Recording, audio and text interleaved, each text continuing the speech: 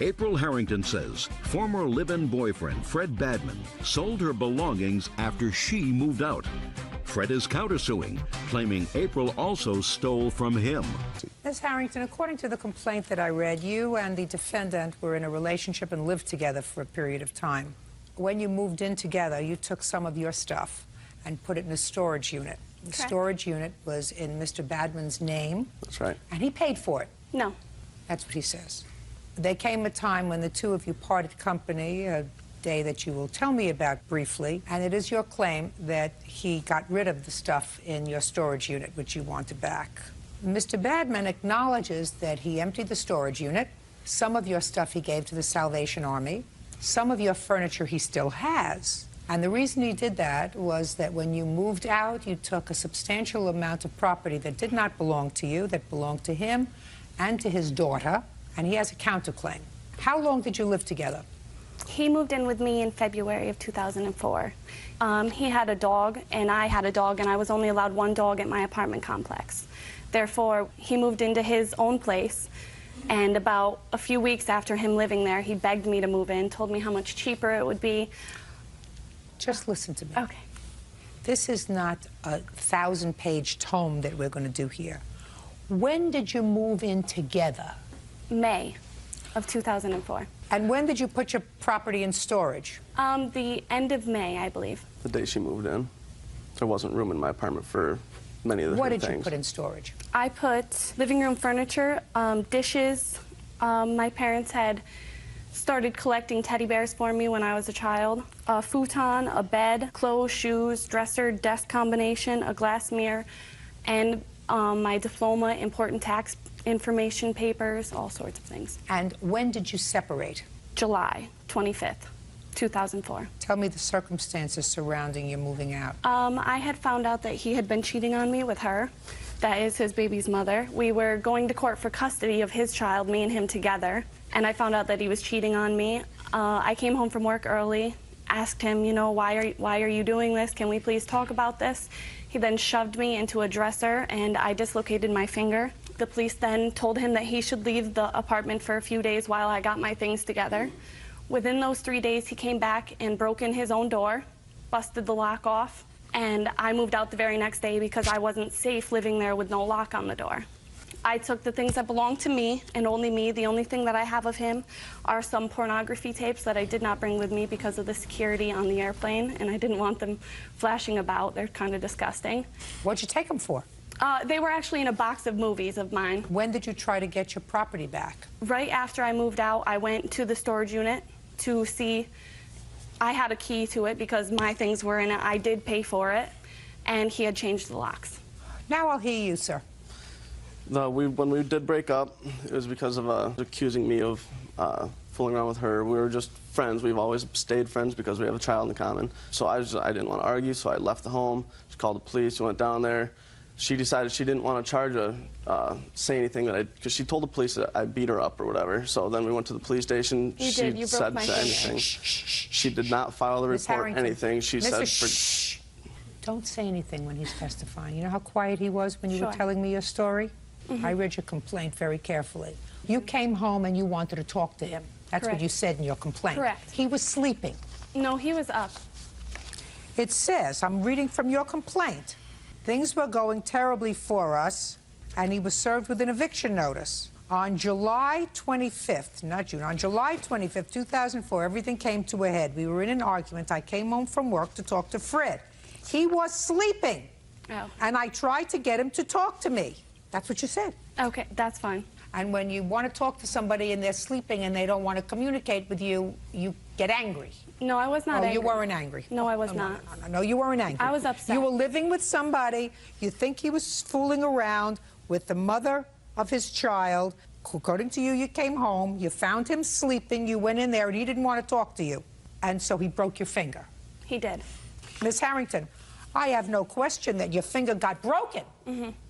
I don't think he broke it. He wrote it in his report to the police. I actually have it. Oh, if I'd you'd like to see that. it. He said he broke your finger. I'd like to see that. Yes, it I does say that. squeezed her hand, and that was after she went and punched the wall It's about 20 highlighted in times yellow. around her. On the report, it says that there's no injuries to anybody. She didn't report any injuries to the police. No, right there were none marked. I just wanted her to leave me alone. April started to poke me on the right side of my body with her finger. I told her to leave me alone. She continued to poke me with her finger, saying, "Stop being a blank jerk and talk to me." You know, you live long enough, you could practically write the scenario. I want to talk to you. Leave me alone. I just want to sleep. I don't want to talk to you now. Leave me alone. I want to talk to you. Then you say, I rolled over and grabbed her hand. I cannot remember which I had grabbed, but it was her bad hand, and she started crying. April asked me why I grabbed her like that, and I said, because you keep poking me. I wasn't poking him. I really wanted to talk about it. I was very upset. Listen to me. I got it. You just told me you weren't upset. No, listen to me. A moment ago, you said, I came home from work, I just wanted to talk, I wasn't upset. Listen to me, Miss Harrington. Your Honor, I wasn't angry. I was very upset. I was crying, hurt. I was not angry. Then what I'm telling you is, you upset, angry, whatever it was, you can't put your hands on somebody like this. And if they don't like it, which she said, you gave me the report.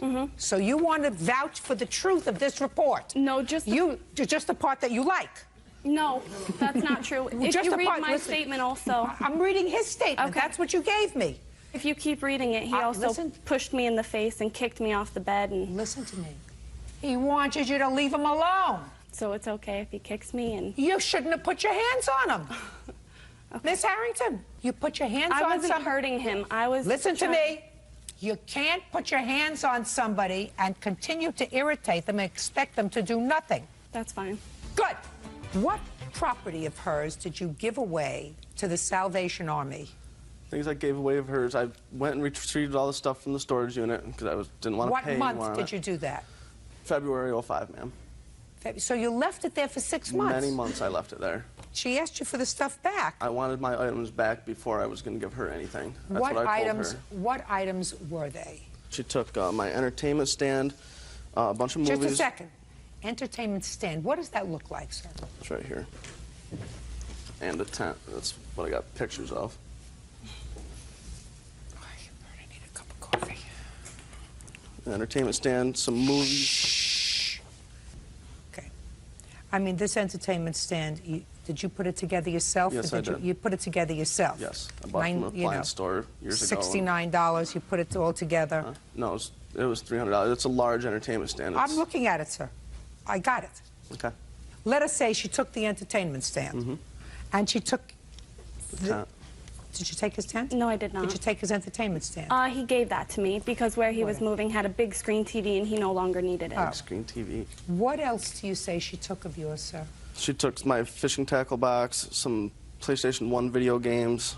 I don't know why she would have took my Jack, but Jack wasn't at my house no more. And she took my daughter's clothing and toys. Because when we were living together, we went out together, bought clothing and toys and many things for my daughter's birthday when she turned 1.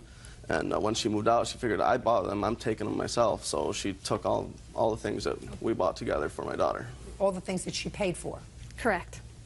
Good. We paid for Listen to me. All the things that you paid for. Correct. Listen to me, Miss Harrington. You may have paid for them, but once you make a gift, then they no longer belong to you. Okay, I actually bought them because we were going to custody for the child. I don't care. They were not... The clothes didn't fit you. Correct. The toys weren't for you to play with. And once you purchase something and give it away, the gift is complete. You no longer have ties to it. You cannot take it. Do you understand? Yes, I do. So that was wrong. I know that was wrong. So why didn't you give them back? I took them out of spite, actually, honestly, and I did not give them back because we didn't talk anymore after that. He no longer... He wouldn't give me my things out of the storage unit, and... Did he ask you for his daughter's things No, he back? never asked. He gave them to me willingly. No, I don't believe that. Madam, you just said to me, that's a fib, because you just said to me, I took them out of spite. Ma'am, listen to me, you can't have it both ways. I asked them for them back out of spite, yes, and he did give them to me willingly. I went to his new house. Sounds to me after like he you moved. two people did a lot of nasty things to each other. Very true. But, Mr. Badman, you cannot dispose of her property. I kept... You can go to court and seek to recoup your $29.99 TV stand. Or, if you say your tent, which she says she doesn't have, That you can do. But you cannot give away her property. I kept the important things, Your Honor. I kept all of her. Oh, good. That's what I want to see. What important things that you kept? I kept all of the furniture that she had, and I kept important documents like her taxes that she's been wanting. Good. And I'd like to see all of those her things, GED sir. papers. Perfect. Oh, this is going Would to you be like such my a... list also? I'm speaking. Okay. It's all junk, Your Honor. Yes, I In have your all that. house. It's at my aunt's house. It looks like it's in a barn. It is. So I wasn't going to keep paying $85 a month for stuff. You should have given it back to her. I didn't want to do that when she's kept all my stuff. You're a big baby, Mr. Badman. You're a baby. All right. Yeah, you're a baby. 5 days from today, she's going to pick up all of her property. It's to be put together in good order. The place where my things are at, there are 13 cats, and the house itself and the barn itself is absolutely covered in feces It's not true, and Your urine. Honor. Miss Harrington, this is your choice. The property has been in Mr. Badman's possession now for over a year. Correct. You had a choice. Your choice was to immediately pursue him in court, just as you did now, a He month told me later. he Listen sold to it. me. A month later, and get your stuff. He told me he sold it. Well, then what brought you here a year later? It's not an answer. He started leaving notes in my car, like trying to get in contact with me, so I went to see him, and he told me he sold them. And I'm telling you, what you did was you waited for a year to pursue a matter in court, and now if you don't like the way the stuff has been, you're not going to get the cash for it. Okay. Now I want you to tell me what you gave to Salvation Army. I gave 2 Rubbermaid bins of clothing that was all moldy and gross from sitting around forever. The little box of ceramic dishes that she had, a few of them items were broke, so I had to throw them in the garbage, and a little bag of teddy bears that were just junk, and that was it. Mr. Badman, that junk is going to cost you $1,000. For dishes? They weren't broken when she left them, and the clothes weren't moldy when she left them, and the teddy bears were a collection of hers, and you had no right to dispose of them. Do you understand? Yes, ma'am. Very good. Now, what proof do you have that she took any of your property? I don't really have proof of anything, because when I've broken up with girls before, and I've dealt with them stealing like a couple things, and I just wanted to move on with my life. You mean this has happened to you before? Yes, ma'am. How many times? A couple. You're very unlucky in love. Are you together now with the mother of your child? Yes, I am, Your Honor. You live together? She's my fiancée. We're just going to be married soon. Oh, wonderful. So, you did a little bit Getting my backwards, life but... all straightened out, and everything's good, and just want to be with my child and get all this over with. Very good. My complaint against Miss Harrington is a complaint that I can put on your shoulders as well, sir. You had a legal remedy, right? I didn't choose to do anything. You chose to do nothing. Right. And you have no proof that she took anything. And she has no proof of what was in the storage unit either. Yeah. Listen to me. Of the few Listen items to me. that she does You have. just told me what it was that you, That as what I far do as I'm have. concerned, maliciously gave away, including something that she says was a teddy bear collection that she had for a very long time, and you said it was a bunch of junk teddy bears. It's not nice. That's irritating. You told me that. She didn't. I wouldn't even look at her list. I asked you what she gave to Salvation Army. So your counterclaim's dismissed. 5 days from today, she's going to pick up all of her stuff. And you owe her $1,000 for the stuff that you gave away wrongfully. That's all. Step out. Ken and Cindy Slavin claim Navjot Singh owes for the refund of a miniature English bulldog. The Slavins claim the dog died en route to their home, and Navjot won't refund their money. Mr. and Mrs. Slavin, you purchased a dog from the defendant, a dog that you saw advertised on the internet? That's correct. And you two live in 2 different states. Before the dog arrived at your home, it died. You want the return of your money, which you had sent to Mr. Singh prior to his putting the dog on a plane. Yes. Mr. Singh says it's not his responsibility, it's somebody else's responsibility. Right? Correct. Ah, okay. What kind of dog was this, Mr. Singh? This was an English bulldog. And how much did you charge the Slavins for this dog? $3,600. Why so expensive, sir?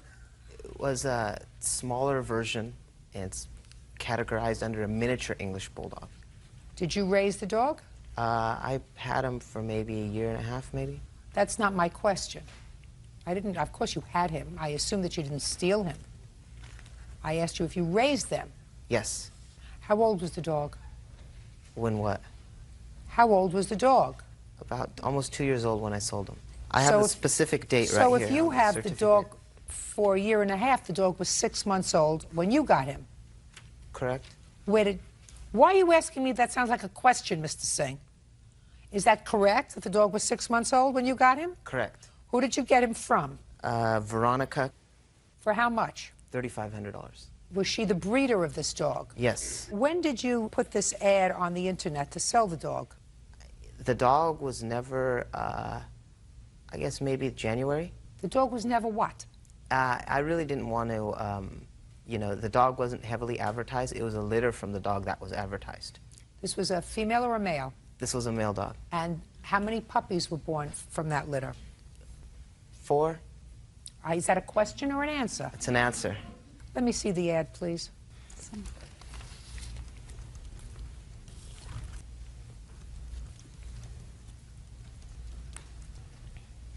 This is not an advertisement, Mr. Slavin, for the dog that you bought, and that was Monster. Correct. How did you come to buy Monster? Well, I asked him about any of the pups, were any of them left, and he said they weren't. And then I proceeded to ask, did he have any older dogs for sale? When did you correspond with him? About the 25th of January. Well, this ad is for May 14th, 2005. That's correct. I had not printed off the original ad, but that was a copy, or one that's been updated, stating that Monster still is at stud. So, point being, either he sent me a different dog. Just a second.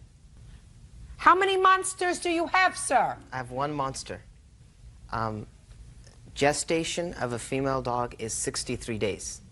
Correct. Okay, after a female dog has her puppies, Say anything else. You contacted him in January of 2005, That's correct. and he said he's left. Correct. And you decided to see if he would sell you Monster, That's the correct. 2-year-old male. Correct. So far, correct? yes. And you agreed on a price of, 3,600. even though he was selling the puppies for 2,500. Well, it sounded good. It says proven, it's had puppies before, so it would be able to use it as a stud yourself. Well, why would you want to use this dog? Were you buying it as a pet, or were you buying it to breed? Buying it to breed. We had 2 females. Are these miniatures? Yes. Now, do you have a contract with him? No, ma'am. When you're a breeder, you usually have contracts. We're from the country, and every man's word should amount to what his word is, but I know that's old-fashioned.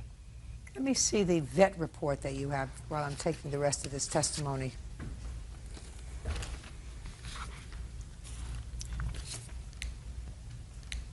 Okay. Now, according to you, you put the dog on a plane. Yes, I did. Let me see. And also, this is the receipt. Basically, I was called and just told to drop the dog off at this particular site at this time and this date by the Slavins.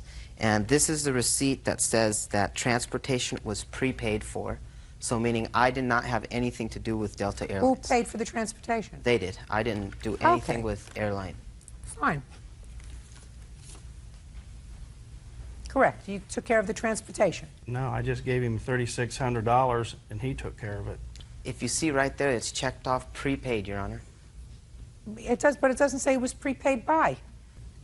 Well, that's really not the issue, Mr. Singh. The real issue is whether A, you sent a sick dog, and B, more interestingly to me, how can you send a dog that clearly everybody acknowledges did not arrive alive and still advertise Monster for stud 5 months later? I've been breeding dogs as a hobby for a while. Initially, I lived in Fresno, California. Now I'm a dental student here in Los Angeles. And basically how it works is first a female dog goes into heat every 6 months.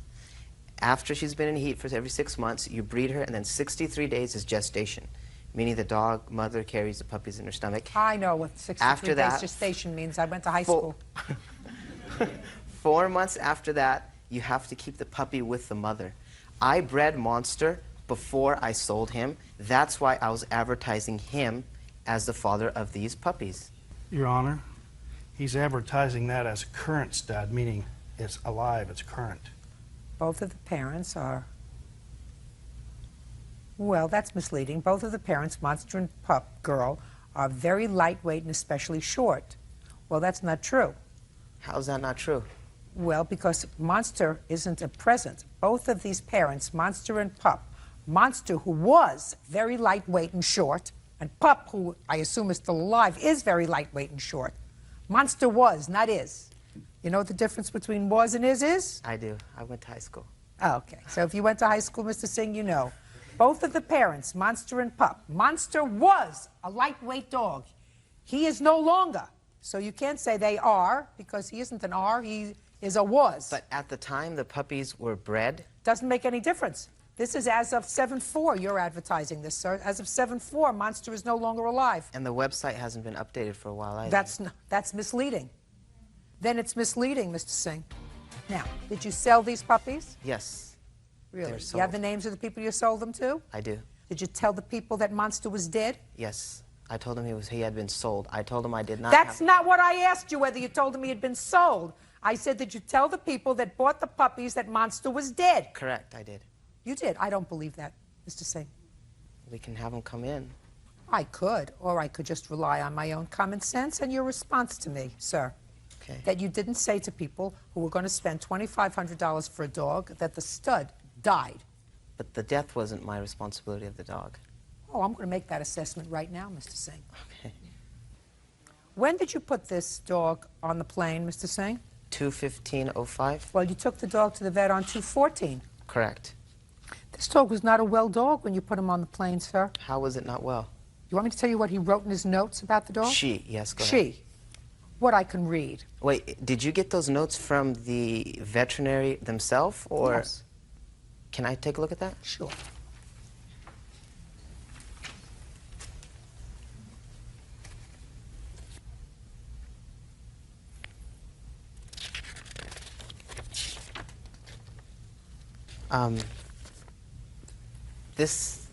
These notes on the dog, the veterinary knew this is an English bulldog, so basically she's making notes in regardless of a regular dog, but this is actually an English bulldog, so brachiocardial sounds are normal, and having a high temperature are normal with English bulldogs. In that, they're so normal that Delta has a specific policy for shipping snub-nosed dogs.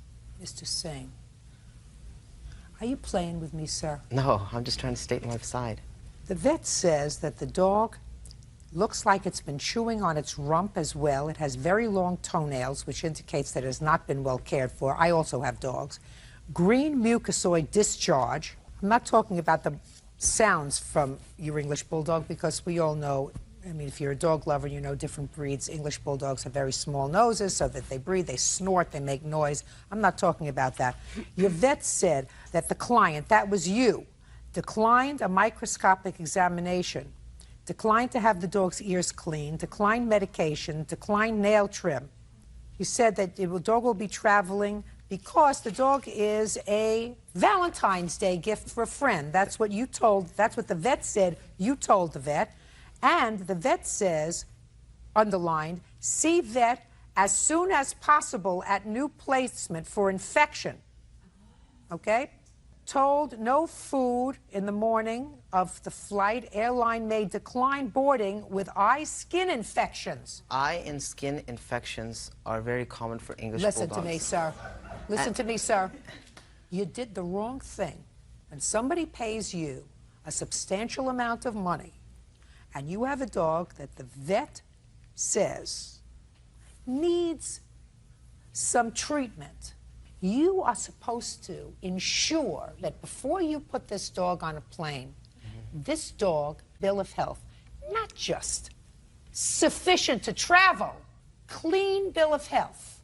And you didn't do that. I wouldn't buy a dog from you, sir.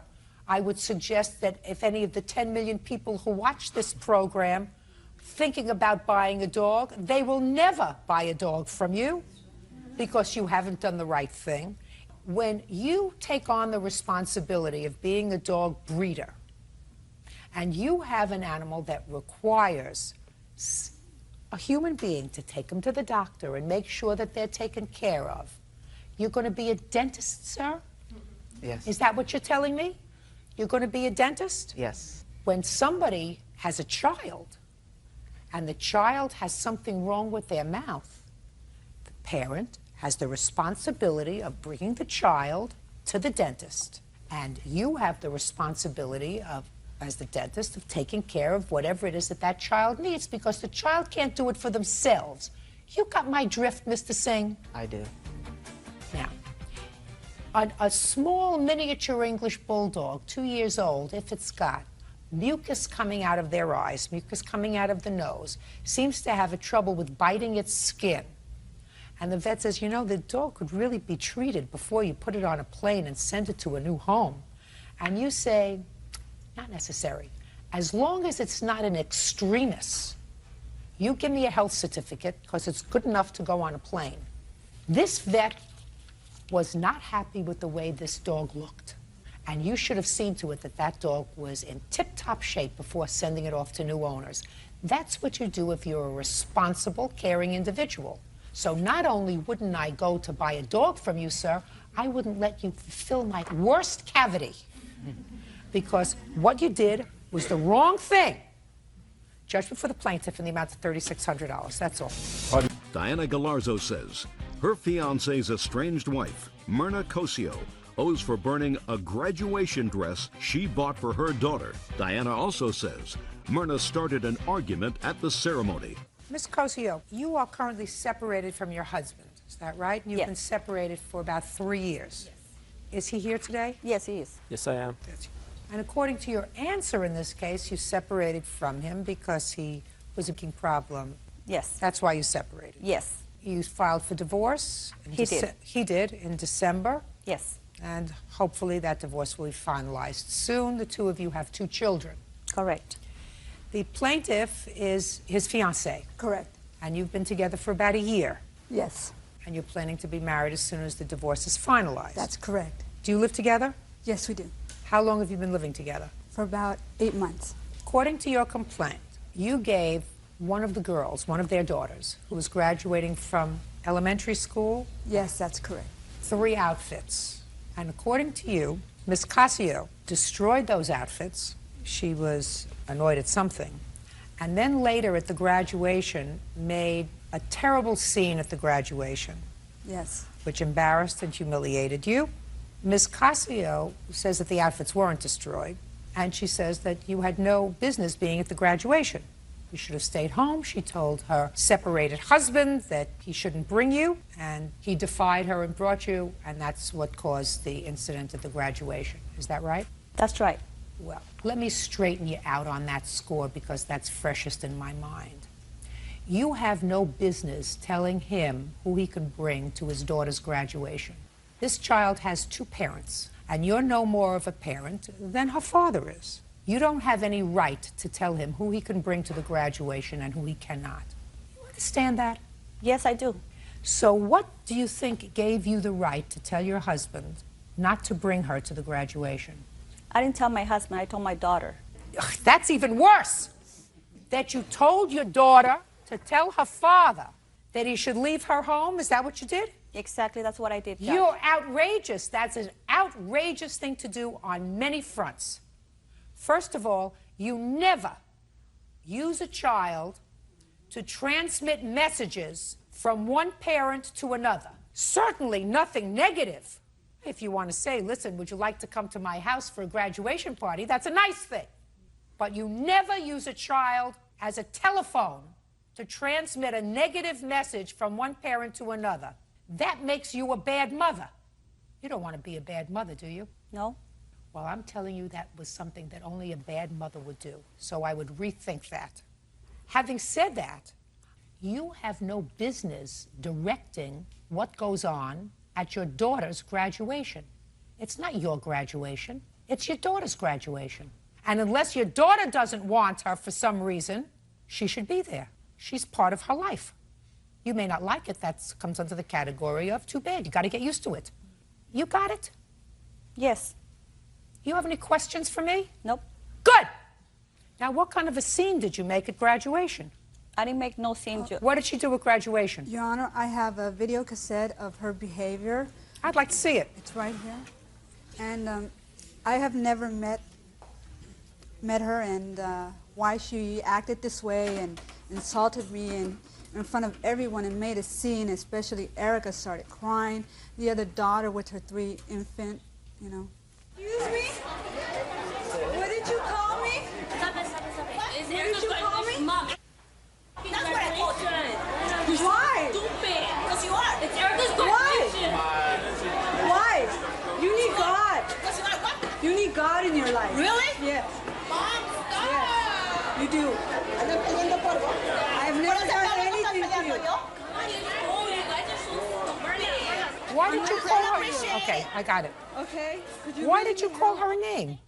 Because I was upset that she was there at my daughter's graduation, Judge. You owe her an apology. Your behavior was outrageous. And I'm going to tell you something. If you don't decide that you're going to change your way of doing business, you're going to lose custody of your daughters. I'm telling you that. I'm an old family court judge. And I'm telling you that if you're going to put your daughters in between their parents, and if you're going to behave in an irrational way, you will eventually lose custody of your girls because they will say, I don't want to live with my mother. She's a nut. Now, what did you do with the outfits that she brought for your daughter? And I better get a truthful answer, otherwise I'm going to have to embarrass you and bring your daughter here. So I want you to tell me what you did with the 3 outfits. I didn't do anything. Where are they? I don't know what she's talking about. Your Honor, I have a recording of the daughter on June 24th where she called my cell phone and pictures of my outfits burned. I'd like to see them, please.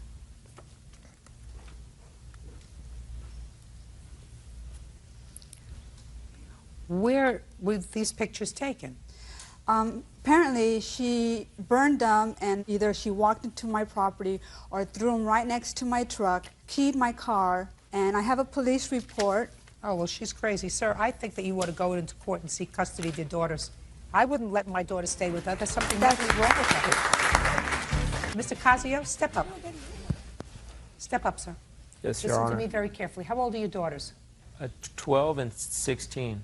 Well, the 16-year-old daughter is going to tell you where she wants to live. Okay. And unfortunately for her, she probably will say, I have to stay with my mother because I feel sorry for her. But certainly, if her behavior continues to be so irrational, you might find it in your 12-year-old's best interest to pursue custody of that child, because somebody who behaves in this fashion is not capable of taking care of a child. I agree. That's my judgment. Now, 12-year-old probably is not in physical harm in her custody, but she certainly is emotionally in danger, being with somebody who has so much anger. Who are you? I'm her friend. Do you understand what I'm saying? Yes, totally. Is there anything that I said that you find wrong? Not anything you said, but things she said. Anything I said? Not a thing that you said. That's all. I said anybody who behaves this way for no reason, who can do this, who uses their child as a messenger for hateful messages, is a bad mother. Because a good mother doesn't do that. Go ahead. Your Honor, I was spending the night before the graduation at Myrna's house to go to the graduation, and I Just a minute. You're her friend and you were going to graduation? Yes. What gives you the right to go to graduation as a friend? Because her daughters like me. What gives you the right as a friend to go to their graduation? Because their mother invited you? Yes. That's why she was there. Now let me ask you this question. Would you believe that he was acting like a nut if he came up to you and called you vile and vicious names and told you to get out because he didn't want you at the graduation? Would you think he was acting like a lunatic? Not necessarily. Well, what would you think of his behavior? Listen, if I had been told prior to coming that I wasn't wanted there by my daughter calling. Just a second. Her daughter did not say, I don't want you to come to graduation. No, listen to me very carefully, madam. She said, I told my daughter I didn't want her at the graduation. That's what she said. Oh, let's bring Erica. I'm not going to do that, because that's what a bad mother would do. She's not asking to bring Erica. I am. I'm telling you, she didn't turn around and say to you, oh, I wouldn't do that to my daughter. She's a bad mother. She's so full of anger and hate in her heart that it obscures her judgment as far as being a good mother. And she better change, otherwise her daughters will grow up to hate her. They will hate her. And as far as her going over there and doing whatever she claims she did, it didn't happen because I was with her. I'd like to hear what the child said on the answering machine. Could you bring it up here, Bert, so I can listen to it?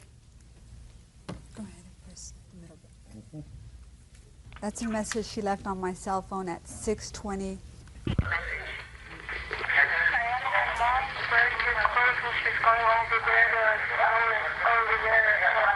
My mom is burning your clothes.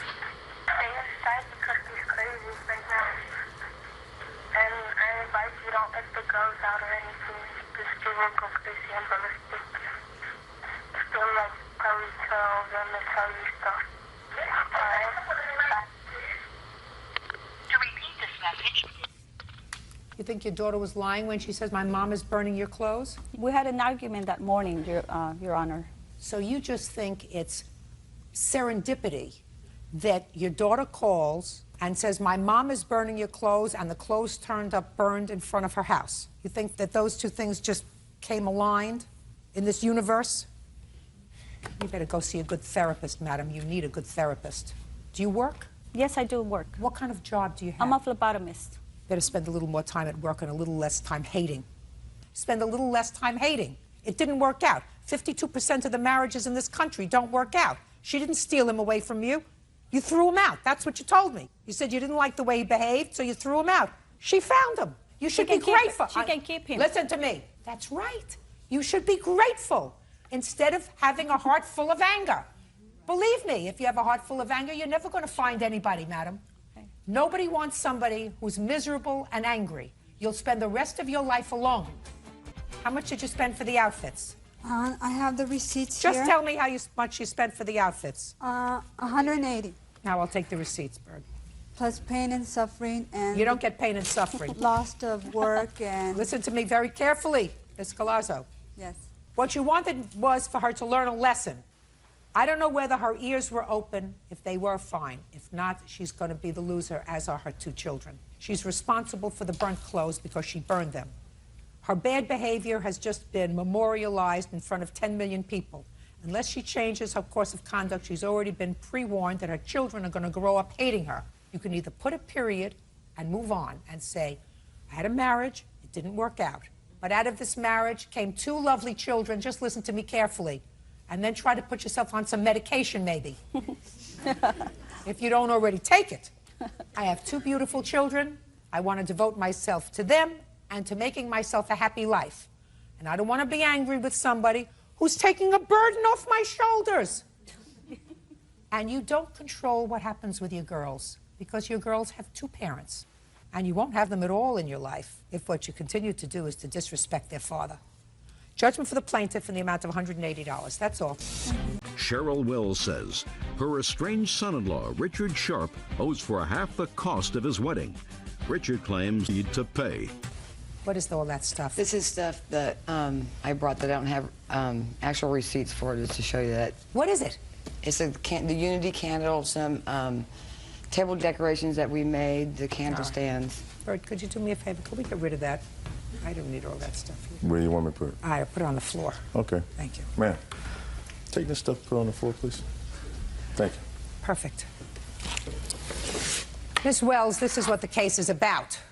Mr. Sharp is your soon-to-be ex-son-in-law. He and your daughter had a very short and unpleasant marriage, and it is your claim that he had agreed to pay for half the wedding. The loan lasted longer than the wedding. Correct. Now they're going to get a divorce, and you want half the cost of the wedding, which was, you say his half was $7,000? Correct. Mr. Sharp said, listen, I never agreed to pay for a big wedding.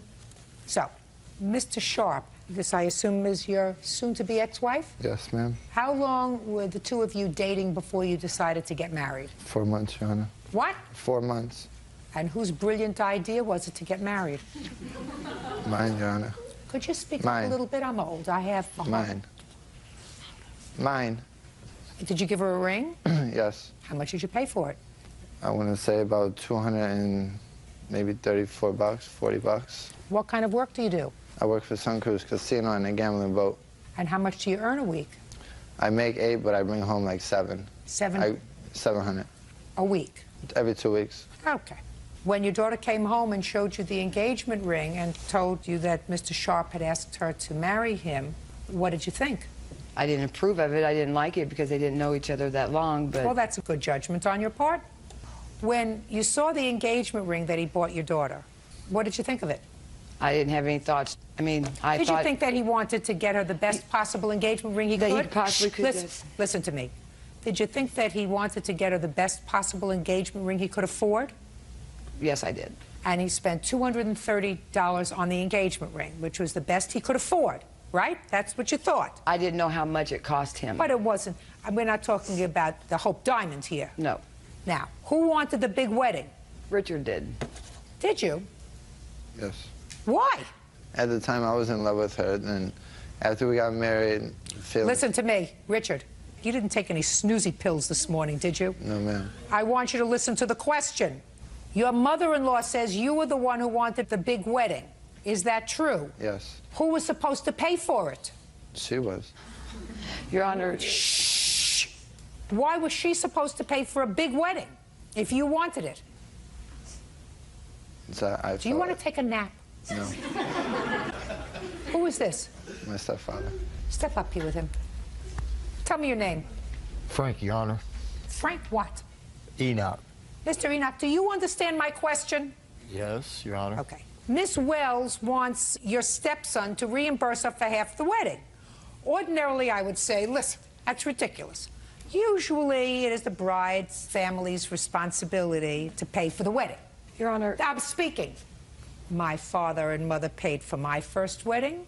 They paid for my second wedding. And then my father said, the next one's on you. However, you see, I'm having trouble communicating with your stepson, sir, because I'm not quite getting the fact that he's wrapped too tight. He's nervous, that's all. He doesn't look nervous. Mr. Enoch, he looks tired. Are you nervous? Not really. I can try harder. I don't think you'll be able to make me nervous. Do you understand what I'm saying I to you, Mr. understand what Enoch? you're saying. So Miss Wells says he's the one who wanted the big wedding.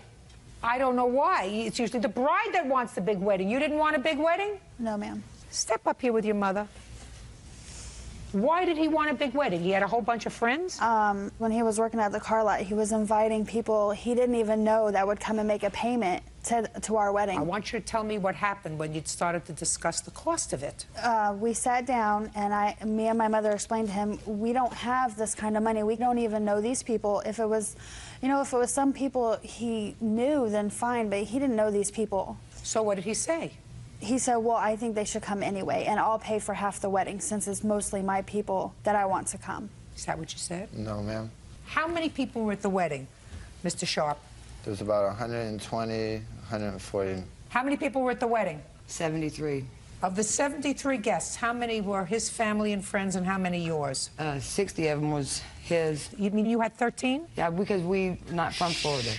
60 were his family and friends? Yes. And 13 were your family. Is that right? Correct. Is that correct? No, ma'am. How many were your family and friends? My family was 5, and there was maybe like 3 or 4 friends of mine. Your Honor, I have the wedding pictures. I also have the kind of people that you're dealing with. This is public record. I don't need to see the kind of people that I'm dealing with. I just have to try to figure out whose responsibility is to pay for this fiasco. Fiasco is correct. These pictures? Yeah, let me take a look at the wedding pictures.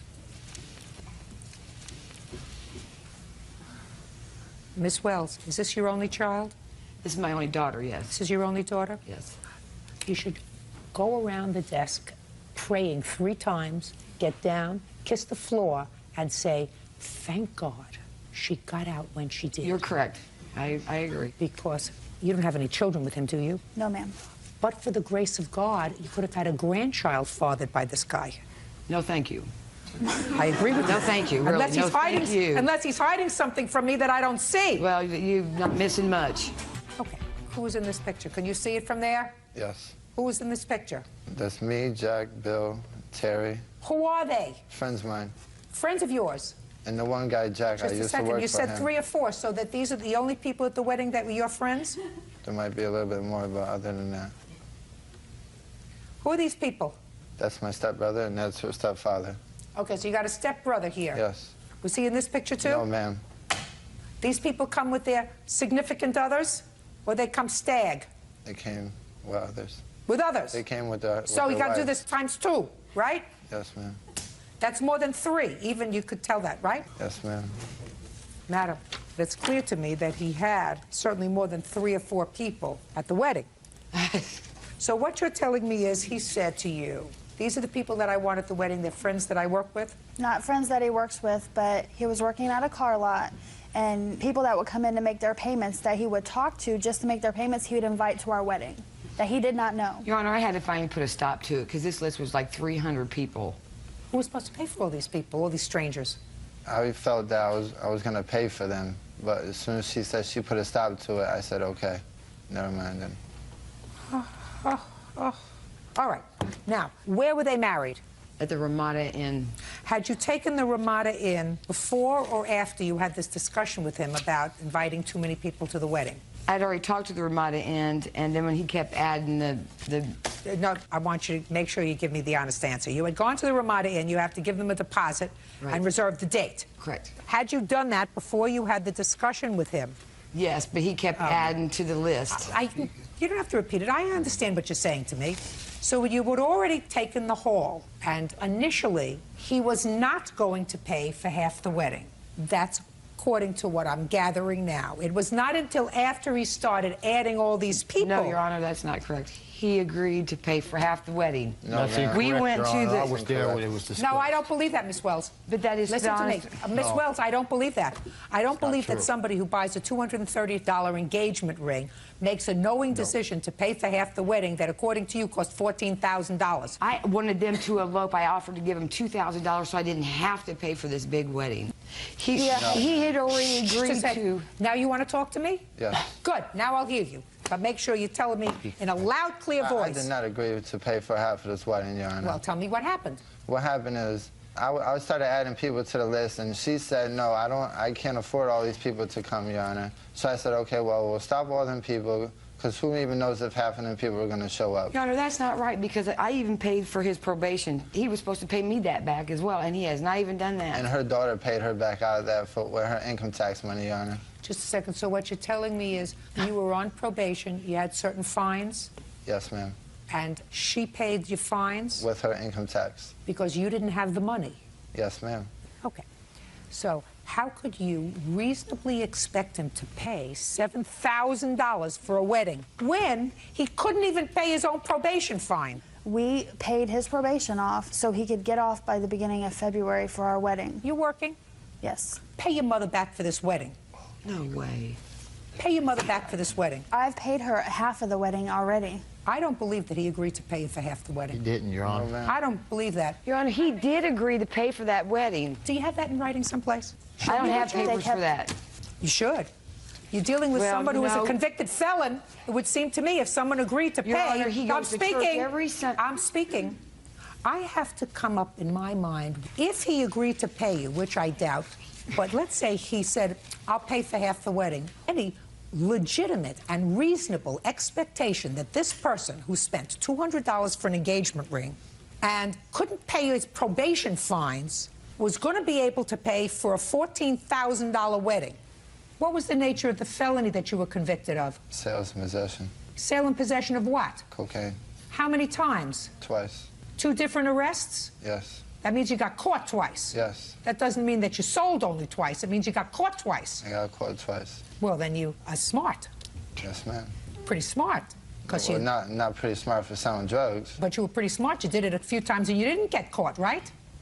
I should have done it at all. I asked you a question. Yes. Just a second. Yes. Don't tell him what to say, Mr. Enoch. I think he understands me pretty well, sir. I think he's keeping his cool, because I don't think that with this kind of act, this young woman would have said yes to this proposal. Your Honor, can I say something, please? Go ahead. He goes to church every Sunday. We thought that he was reformed. I mean, you're supposed to give everybody a chance. And that's exactly what we did. We believed him. And the reason that the wedding was ended is because he moved in with his girlfriend that he had before we were married. No. Your Honor, this lady, my soon-to-be ex-wife, she thinks I am sleeping with this girl. Melissa, okay? Me and Melissa ain't together. Ma'am. She would not sleep with me because I am married to this young lady here. And I got to respect that So you've woman asked for her that. to? Listen to me. I just wanted to hear him talk because so far I've had monosyllabic conversations with him, and I wanted to make sure that he was more together than he was presenting. I'm speaking more together than he was presenting to me a moment ago. I do not believe that he agreed to pay for half the wedding. It's unfortunate, and my advice to everyone out there is don't spend an awful lot of money on first weddings. Wait for the second one. They usually hold out a little bit better. Your Honor, he I'm sorry, did Miss Wells. agree. So I don't believe it. That's all. Audience are excused. You may step out. Rebecca Castillo says former lover Manuel Gonzalez drove her car without permission and wrecked it. Manuel claims Rebecca is making up a story. Okay, Miss Castillo, it is your claim that Mr. Gonzalez, who was a friend of yours, somehow got hold of your car and caused damage on 3 separate occasions in one night. Yes. Mr. Gonzalez says that you were so drunk that night that you don't remember that you were driving and you caused the damage to your own car. Not true. Right? Right.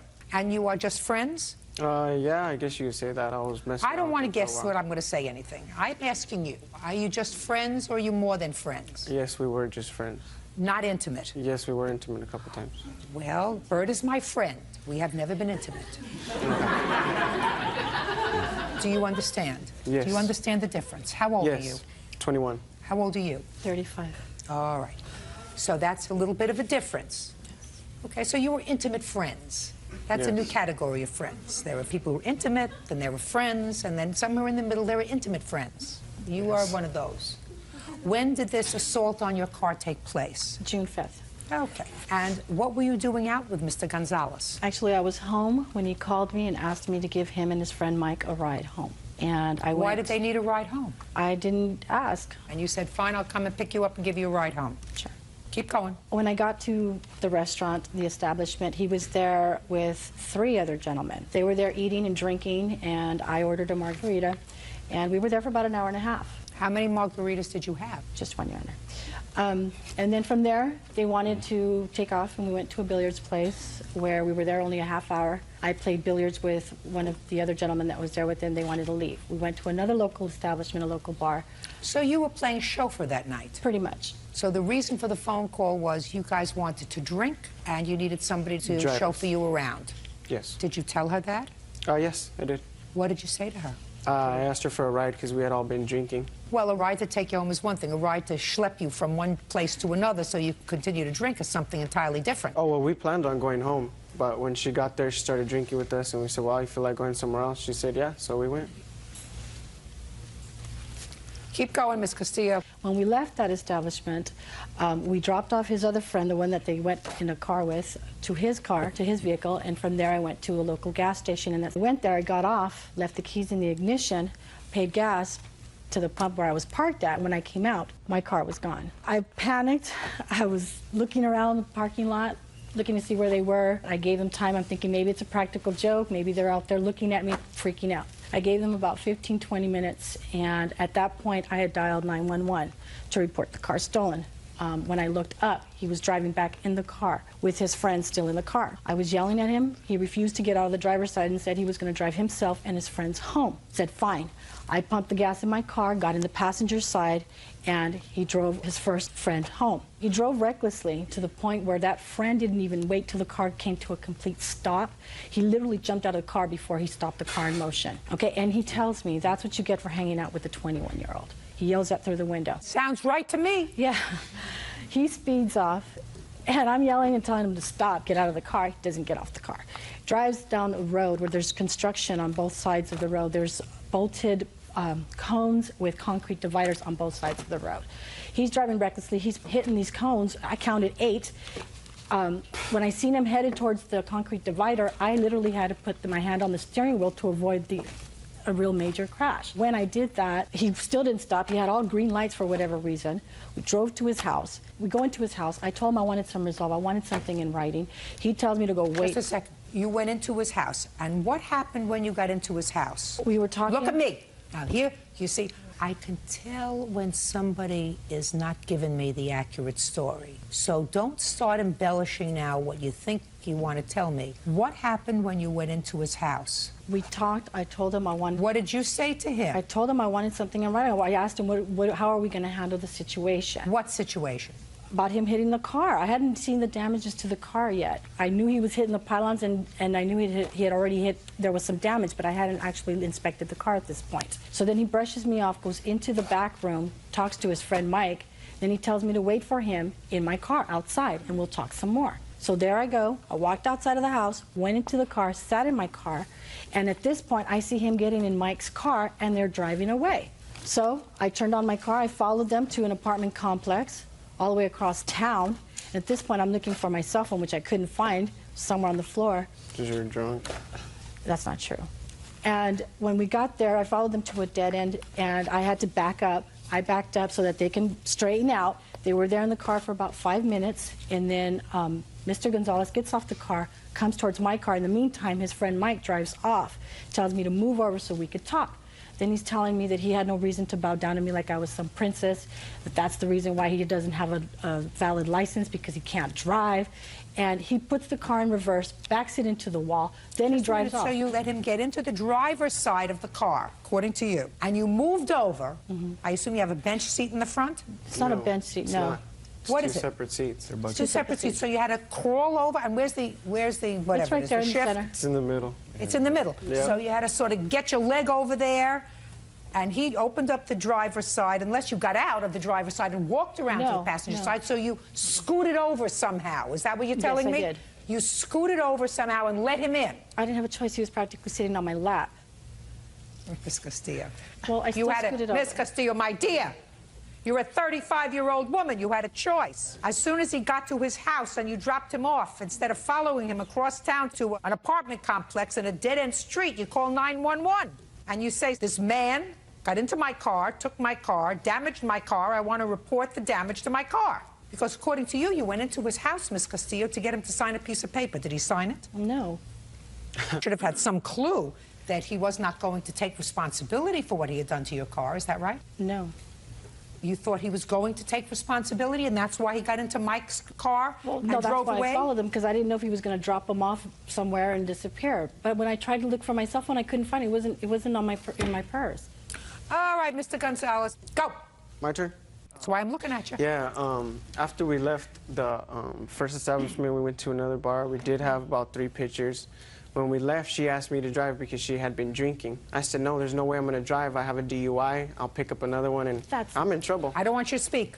So I told her no. She asked everybody to drive, actually, but she pestered me about it. I didn't drive. When we went to the gas station, nobody took her car. She came back, put gas. We dropped off my friend. We dropped off another friend, went to our house. She followed me inside, and we were there for about 2 hours. And she didn't ask me What were you about... doing for the 2 hours in your house? We were playing intimate friendship. And after that... You're a fast learner. Yeah. Keep going. Then after that, I told her to leave because we had to drop off one of my buddy Mike's girlfriend that had just got there. And I didn't want to see her anymore. And she got upset and was telling me things about me and her. And I told her, I'm not with you. I don't want to be with you. I don't want to have nothing to do with you. This is after you played intimate friendship? Yes. Of course. And then after that, she went to her car. We left. About halfway to our destination, we realized she was following us. We turned into the apartments where we were supposed to be. She followed us in, and you have to turn like zigzag. So we parked on the side, and as soon as she came in, I got off the car and told her why she was following me, and I was pretty upset. While she mashes out in reverse, boom, hits a wall, and I ran around the side of the car to the driver's side because I was pissed. I was telling her things, you know, I probably shouldn't have been saying. But then she takes off forward and hits the front side of her car on one of those big poles. Okay. Now, I see that you have something over there, Miss Castillo. I'd like you to tell me what it is. This is a tape recorder where he leaves me a voice message the day after the incident where he admits he took off in my car without me. Oh, I'd like to hear that. That I would like to hear, and I would like you to give it to Officer Burtz because I want to listen to it very carefully. You wouldn't have done that, sir. No. Is that right? No, that's not my voice. Oh. Let's see. 076. Received June 6th at 7:19. Hey, when I left yesterday, when you left at the night, your car was fine. I don't know what you're tripping on. I didn't do nothing to your car. I didn't hit nothing, and after I took off, I only took off once without you. And when I came back, your car was fine. I didn't hit nothing, so I don't know why you're going to be mad at me. But if you're all right, then late. Erase. That is your voice, Mr. Gonzalez? That is not my voice. Sure it is. Does that even admit that I was driving? Yeah, it said that I only took off in your car once, and I didn't do any damage to your car. Well, that wasn't me. I haven't driven. I only took off. Listen to me. This is what it says. Okay. And you know what's logical, Mr. Gonzalez, because you're a smart young man. Yes. If she was going to falsify this and have somebody else pretend that they were you, yes, she would have had this person say, listen, I'm sorry I did all the damage to your car. I'll pay you for it. Yes. Wouldn't have had them say, listen, I didn't damage your car. I took off with it once and I brought it back. Nothing happened to it. So I don't know what you're complaining about. Do you understand? Yes, I understand. Good. So this is your voice, and you acknowledge that you took off once with her car, but you say, I didn't cause any damage to your car. That I believe. So you see, you shouldn't fib. Okay.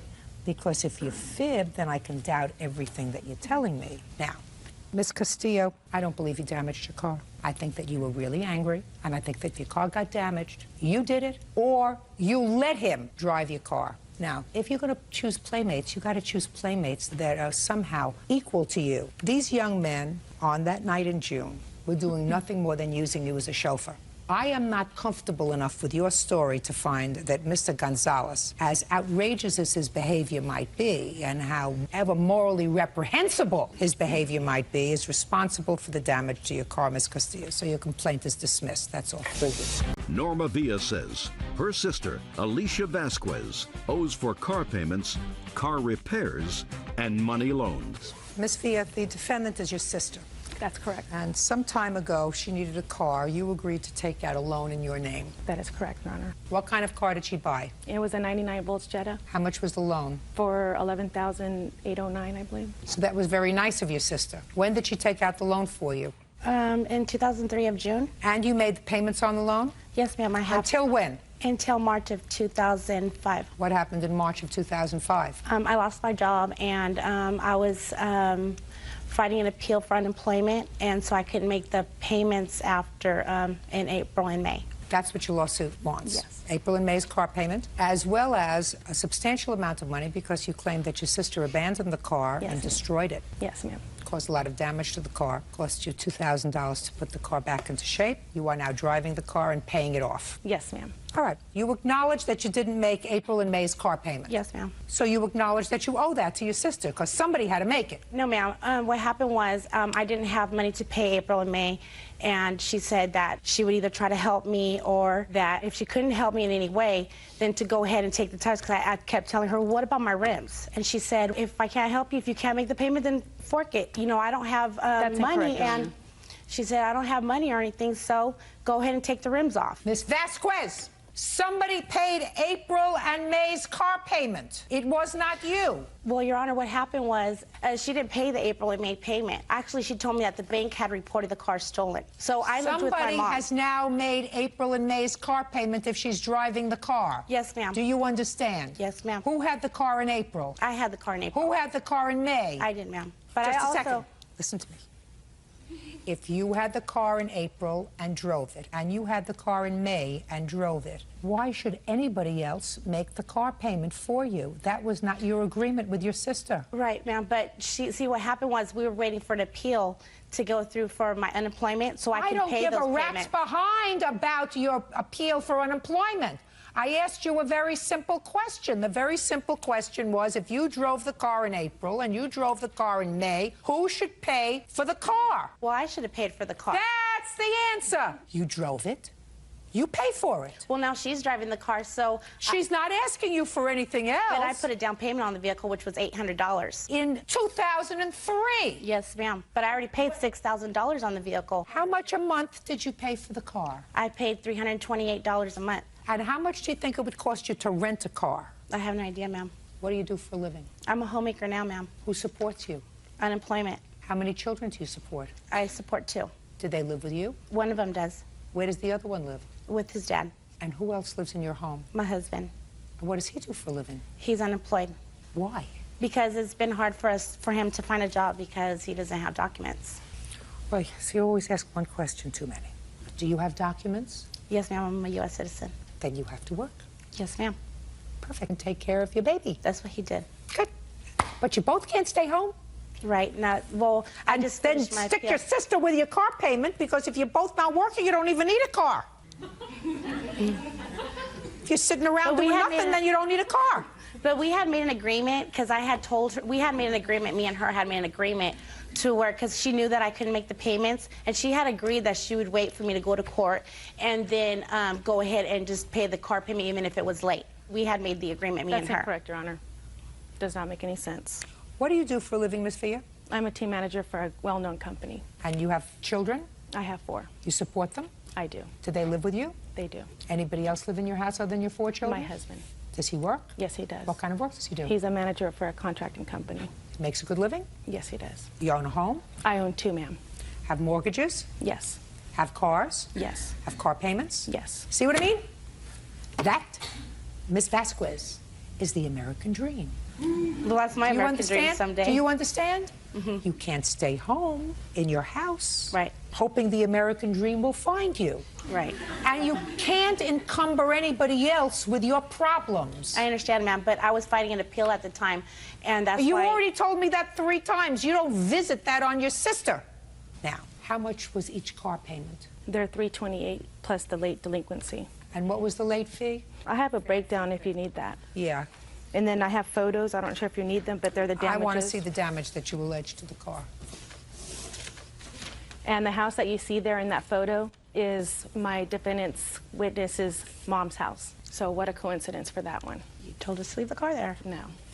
Be truthful. You just got No. sworn in. Shh. Did you take the wheels off this car? They're my tires. She told me that it was okay to do that, The car was ma'am. not given to her She like told that. me days before that there was insurance on the vehicle before she was mad and angry and did all this. And she told me I had told her, well, Norma, I haven't went to court yet for my unemployment to pay. No. I'm being honest. Listen, I want you to let her speak. Do you understand? Okay. And I don't want you to interrupt her again. Okay. Keep and going. She told me that I told her to ask the bank if she can tell the bank that the money was, lost in the mail. So you asked her, yes, to lie to the bank. I asked her. Yes, ma'am. That the check was in the mail. Yes. When it really wasn't in the mail. Right. So you lied. And you wanted her to lie. And she did. Just a second. And according to you, she lied for you. She said that she was going to tell the bank that that it was lost in the mail, and by that time I should have my money to go, so I could go ahead and pay the payments with the late fee. Okay, so you asked her to lie for you, and she did lie for you. Right. And then when it came time for you to send the money, you still didn't send it. No, what happened was days after that, she said that the bank had reported the car stolen. And she called my mom. She wouldn't talk to me no more. She called my mom, and she told my mom the car was reported stolen. I'd be taken out by gunpoint and to leave the car. So I lived with my mom. She could have went and picked up. She didn't have to do all this. She could have went and picked the car up at my mom's house. The car was never moved again until that she told my sister-in-law on the phone to leave it somewhere where the police can find it, which I don't understand. And she had told me way before all this happened to take the rims off if she couldn't make the payment. That's the honest truth, Your Honor. That now for the inside is not damaged. What happened is I've had that car for 2 years. I do have a daughter, and the inside of the vehicle, of course, is going to get dirty, but it's not demolished. Just because you have a daughter doesn't mean that a car has to look like this. Well, it's the interior, ma'am. It's the interior. When my daughter, sometimes she got car sick, she'd throw up, and we would clean it with, when you clean the car, it stains. Well, then let me ask you a question. Who's supposed to take care of that now that you no longer have the car? Well, I was... Just a second.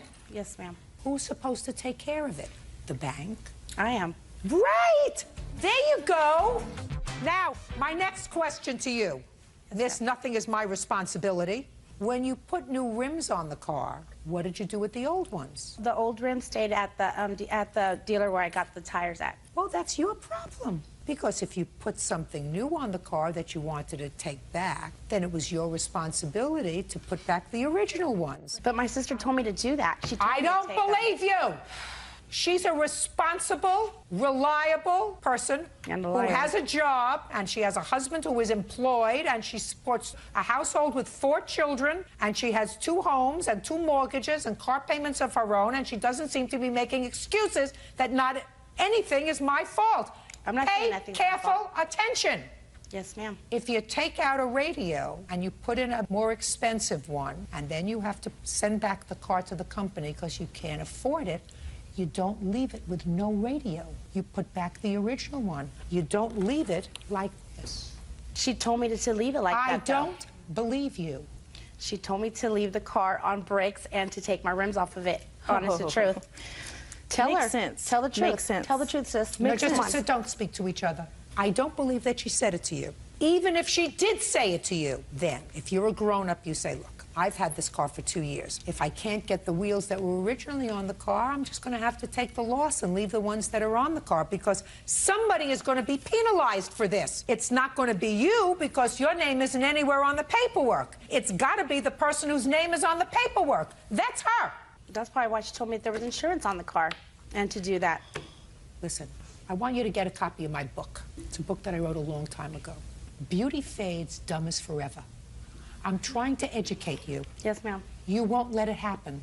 When you do things in life, you're supposed to accept responsibility. I accept the responsibility that I took the tires because No, you accept responsibility that you took the tires, but you don't want to pay for it. That's the responsibility. You said, of course I took them. Well, I did a down payment on the car. I put $800 in the car. She's driving the car. She's saying that it was demolished, that it didn't work. I mean, Madam, that doesn't make any Madam, sense. listen to me. That should cover my $800. When you buy a car, any car, new or used, as soon as you drive the car out of a showroom, it depreciates. Do you understand that? That requires a simple yes or no. Yes, ma'am. So when you put $800 down on the car and you drove the car out of the showroom, you lost your $800. Do I make myself clear? Mm-hmm. You don't get that back. Your car didn't appreciate in value because your daughter vomited on the back seat. Do I make myself clear? Yes, ma'am. All right, now let's get to this $315 rent check. She was in the process of getting evicted, and she needed money. She couldn't get any money from anywhere. This is in April. This is when she stopped paying for the car as well, in April. Correct. Well, tell me about it. I didn't want her to lose a roof over her head. And Tell me about the conversation. Where did it take place? She called me and asked me over the phone at work and asked me if I can please lend her the money. Her husband's going to get work or she's going to get unemployment or whatever the case is. Can I please lend her $315 so that she can pay the eviction so that they won't evict her? Okay, she acknowledges that you gave her that money. When did you pay her back? In June when I got, I had to get on cash aid. You went on welfare? Yes, because I had to move, Your Honor, to Santa Rosa. Welfare gave you a lump sum check? No, they gave me like a cash aid. For how much? It was like $380 something.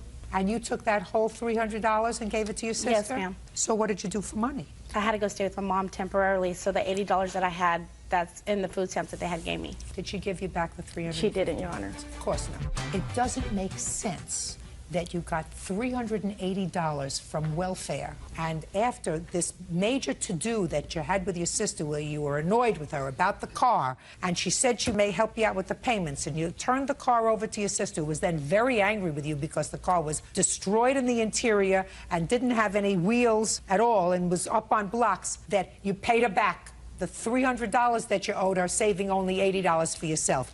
It doesn't make sense. You owe your sister $1,500. That's what you owe it reasonably to put the car back into condition and for this loan that you did not pay back. And I suggest that you and or your husband find some way of earning a living. You made a baby, you gotta get a job. That's all. Basil Aziz is suing comedy club owner Jay Robertson for the cash prize from a Player of the Year contest. Jay says Basil was the only contestant to show up. Mr. Aziz, according to your complaint, Mr. Robertson is the owner of a club that you have been to in the past, and you saw some sort of an advertisement that indicated that on a particular day he was going to have a contest.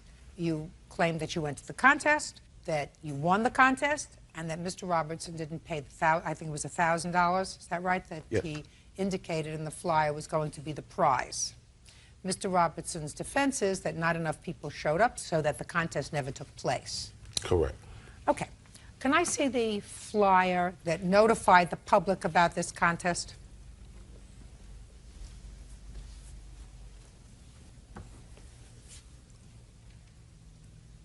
Your club is in Virginia, sir? Yes. What kind of club is it? It's a comedy club. And you had these prepared? Yes, I did. Where did you send them? They was on all sides of town, all over. Okay. It says $1,000 to be awarded to the Player of the Year. Now, according to your complaint, Mr. Aziz, there was an entrance fee. I paid that.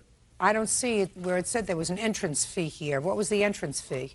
$50 or $100. Well, who made the decision whether it was 50 or 100? I did. Originally, how it was all going to be set up, it's going to be $150. How come you didn't put that down here, sir? Because I put on, the reason why I put it on there so more people can call. That's why I put on there for more info, call. Okay. And when people called, what did you tell them? That's when I was telling them that it was $150. With the $150, that would take care of you, you know, far as for his drinks and everything, plus entering into the contest. Okay. All right, Mr. Aziz, you got to the club on June 4th? Yes, ma'am. And how much did you pay when you got there? $50. Who did you give the money to? The lady at the door. What was the name of that lady? That was the ticket lady. Her name was Lisa. And how it was set up, Lisa was to inform anyone who wanted to do the contest. That particular time, we has changed everything from the $150 to whereas that if you want to do the whole contest, it would be $100. You can't do, Mr. Robertson. He changed it too much. Let me explain something to you. You can't do that, sir. What you're telling me is depending upon your mood, how you felt, or whatever. Sometimes you told people that it was $150. Then it was something else because you changed all the rules. Well, all the rules... Mr. Robertson, you can't do that, sir. All the rules stayed the same. And how the whole contest was supposed to be set up was, I had 5 women. That was going to be a panel. You had to go up on the stage. You had to explain to them why you should be the player of the year. They was going to tally up their votes. That never happened. Well, let me ask you a question, Mr. Robertson. How come it never happened? Because the only person that really came, because after, when I got back to the club... The only person that came was? Right here. Do you know what that makes him? You know what that makes him? Player of the year. Thank you. Go ahead, tell me. You want to tell me? He never told me. Mr. Robertson, when you run a contest and you have somebody that enters, like he did, and paid his money, and you didn't get enough people so that it could be the kind of event you wanted, but there were a lot of people in your club that night, right? How many people were in the club? I had... How many people were in the club? I had a lot of ladies at that particular time. Right. And then later on, that's when... You had a lot of ladies. Would you say you had 200 people? Something like that. Line was around the corner. Hey. You had 200 people, and was that a usual Saturday night, sir? Something like that. Did you have more ladies that Saturday night than you usually have? Yeah, at that particular time. You think that's because you advertised the Players Ball? Well, that was the catch, to get the ladies to Right. Come. So you got what your advertising paid for, Mr. Robertson. Now you have to pay up. The winner. Judgment for the plaintiff in the amount of $1,000. That's all. Thank Parties are excused when they step out. 19-year-old nanny Stephanie Goodall is suing her former employer, 26-year-old Wendy Elder, for a fraudulent check she cashed on Wendy's behalf. Bird, you got to listen to this very carefully. I don't always ask you to do it, but this one is just one of those. I will pay attention. Okay. Miss Goodall was Miss Elder's nanny. Yes, ma'am. And according to the complaint, Miss Elder, according to her, received a check from some relative. And the check, for some reason, was made out to Miss Goodall, because according to Miss Elder, this relative was old. And she asked Miss Goodall to cash the check. Miss Goodall deposited the check for $1,850 in her checking account, and then slowly, over the course of several days, withdrew the money and gave it to Miss Elder. It turns out that the check bounced. Now, Miss Elder got the cash and spent it. Of course. Miss Goodall got the shaft, because her bank wants their money. Sure. Miss Elder is outraged that Miss Goodall is suing her, and she's going to explain why. Go. Your Honor, I didn't write those checks. They were not in my name, they were in her name. I spoke to my relative over the phone. I explained to him that we were having a nanny for my brother's wedding, and he offered to pay expenses in nanny expenses. And I said, okay. Just a minute. You're adding that to your answer, by the way. That's not what you said in your answer. What you said in your answer was that a relative of your husband's agreed to help you with trip expenses. Not nanny expenses, trip expenses. Trip and nanny expenses, Your Honor. Listen to me. Correct? Yes, because Your Honor. You say this is a relative of your husband's. Yes, Your Honor. And I assume your husband has a job? Yes, Your Honor. And what about you? I'm a stay-at-home mom of 2. You're a stay-at-home mom. Do you have a home? We live in an apartment. Do you pay rent? Yes, Your Honor. Do you have a car? Yes, Your Honor. Your husband has a job? Yes, Your Honor. You pay telephone, gas, electric? Yes, Your Honor. You pay them by check or cash? We pay them by money order. So your husband gets his paycheck, and what does he do with it? We go. Don't think fast. What does he do with his paycheck? He cashes it. Where? At the bank. What bank? Wells Fargo. Is that where you keep your account? You can't cash a check there unless... It's drawn on there. What kind of work does he do? A grocer. He's a grocery manager. How long has he worked there? 11 years. Is there any reason why you don't have a checking account? Is not an answer. Most people have a reason. If they have a job for 11 years, they have a wife, they have 2 children, they have an apartment, they have gas, electric, telephone. Most people have checking accounts. So don't give me an answer that's not going to sit well with me, Miss Elder. Why don't you have a checking account? We're unable to get one. Why? Bankruptcy. They won't give you a checking account because you have a bankruptcy? In the last 2 years, yes, Your Honor. No, my dear. You may not be able to get a checking account because you've committed bank fraud before. That's a possibility. I've never done that before, Your Honor. Maybe your husband has. No, he's not, Your Honor. Well, if you have a bankruptcy, you can still get a checking account. All you have to do is put money in it. We have a savings account. Well, you have a savings account. Well, then you can open up a checking account in the same bank that you have a savings account in.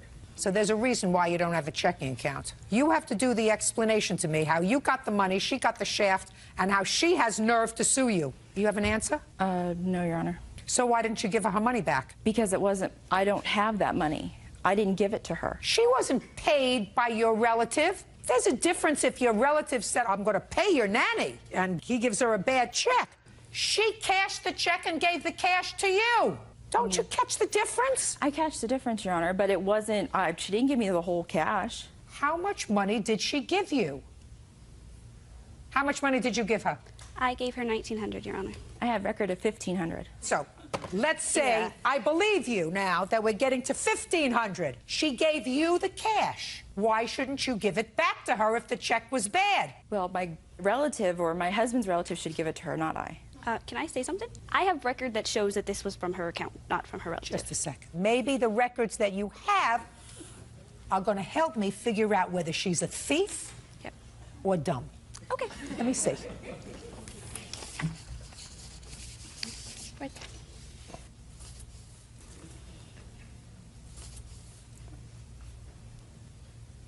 Bakersfield Police Department advised that the account on which the check was drawn belonged to Christopher and Wendy Elder. However, the account was closed by the bank in August 2001.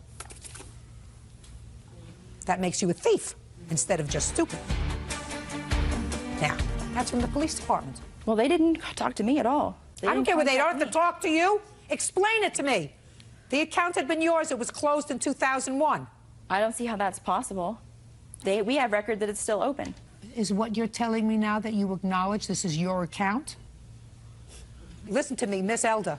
I'm going to advise you right now, because I feel as if it's my responsibility to advise you, that we are taping this, and that I plan on sending this tape to the local law enforcement authority in Bakersfield. So far, you are very close to admitting to bank fraud, and I feel as if without having the benefit of consulting with an attorney, you would do very well to say to me, I don't think I want to answer these questions anymore, Judge. Because what you say in your answer was, listen, it wasn't my bank account, it was my relatives being about it. Now we come to a fact from your mouth that it was a bank account that belonged to you and your husband. You said, and my relative. Maybe, maybe not.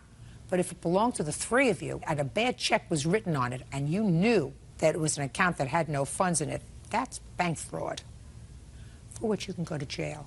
And my sense is, if you are a woman who doesn't have a checking account and who has a husband who's worked in the same place for 11 years, you are no stranger to problems with banks.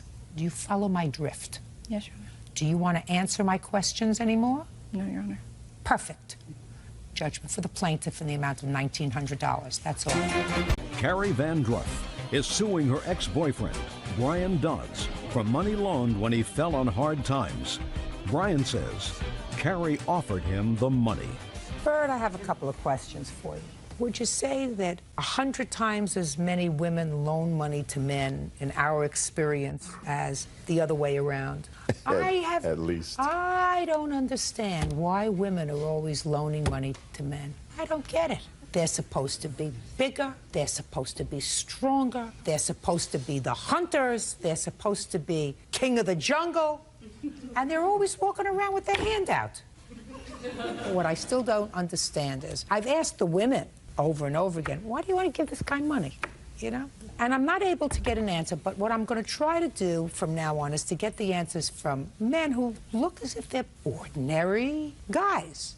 Why did you take money from her, Mr. Dodds? Your Honor, at the time, it was the case that I was very, very short. Why were you short? I went through a pretty nasty divorce, and my ex-wife was taking me to court about every other week, and my lawyer was just killing me in fees. And at the time, I mean, it was coming up to Christmas time, everything. I was extremely short-handed of cash. That's all there is to it. What do you mean it was coming up to Christmas? What does the time of year have to do with it? I've got 2 daughters. I was really concerned how Christmas was going to turn out. So you wanted to buy Christmas presents for your daughter, so you borrowed money? No, that's not what happened, Your Honor. She knew that I was short of cash, and she just straight out just offered it, and I did refuse it, that no, I couldn't ask that of you. And she said, that's what friends do, and I'd like to do that for you. And it was with reluctance that I took it. I'm not one that likes to take handouts. How long after that, Mr. Dodds, did you and the plaintiff stop seeing each other? Maybe 2 months. Was that a mutual decision or your decision?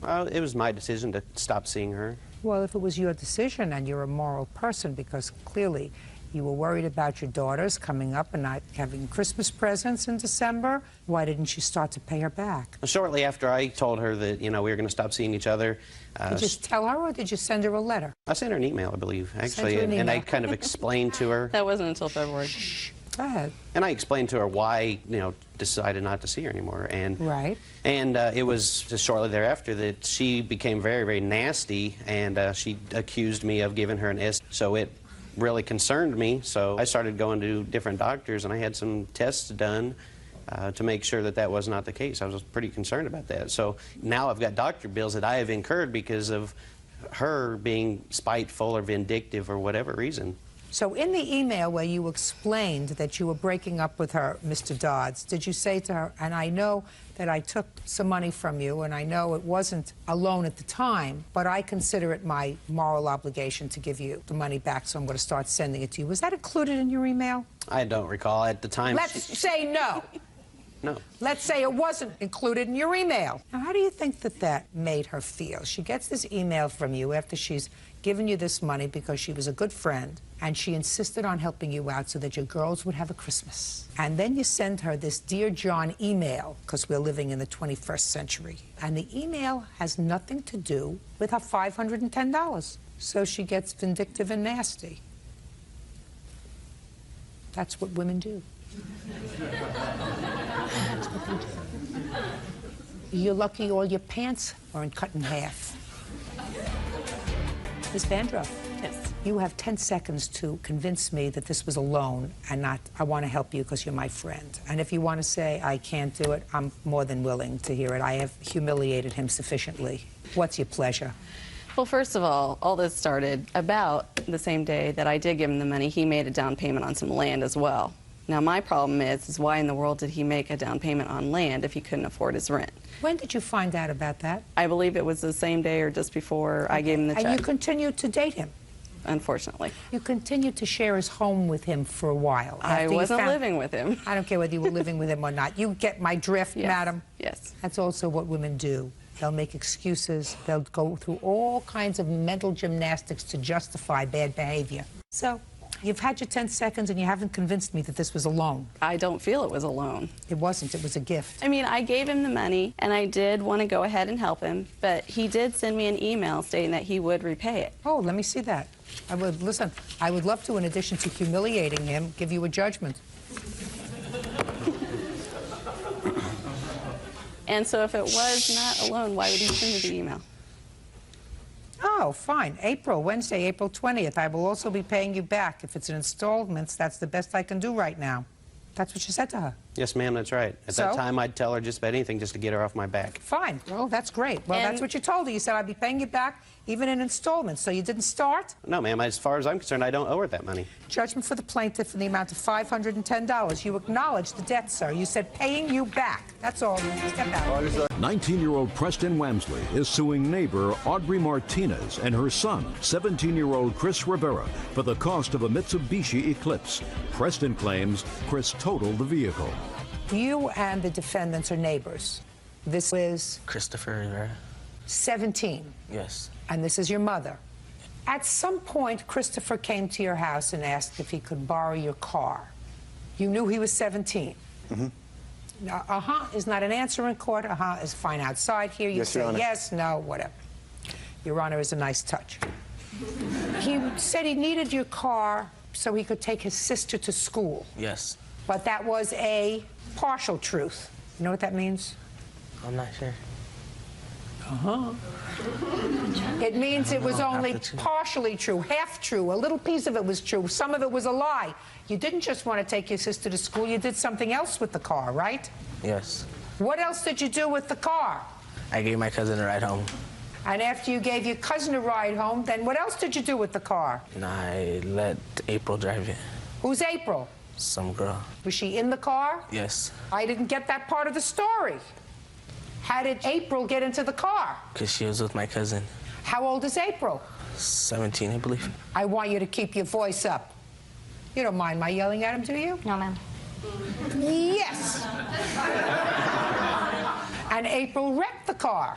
Yes. So, Mr. Wamsley, you expect Mrs. Martinez to pay for your car. Yeah, and I was under the impression that he had a license.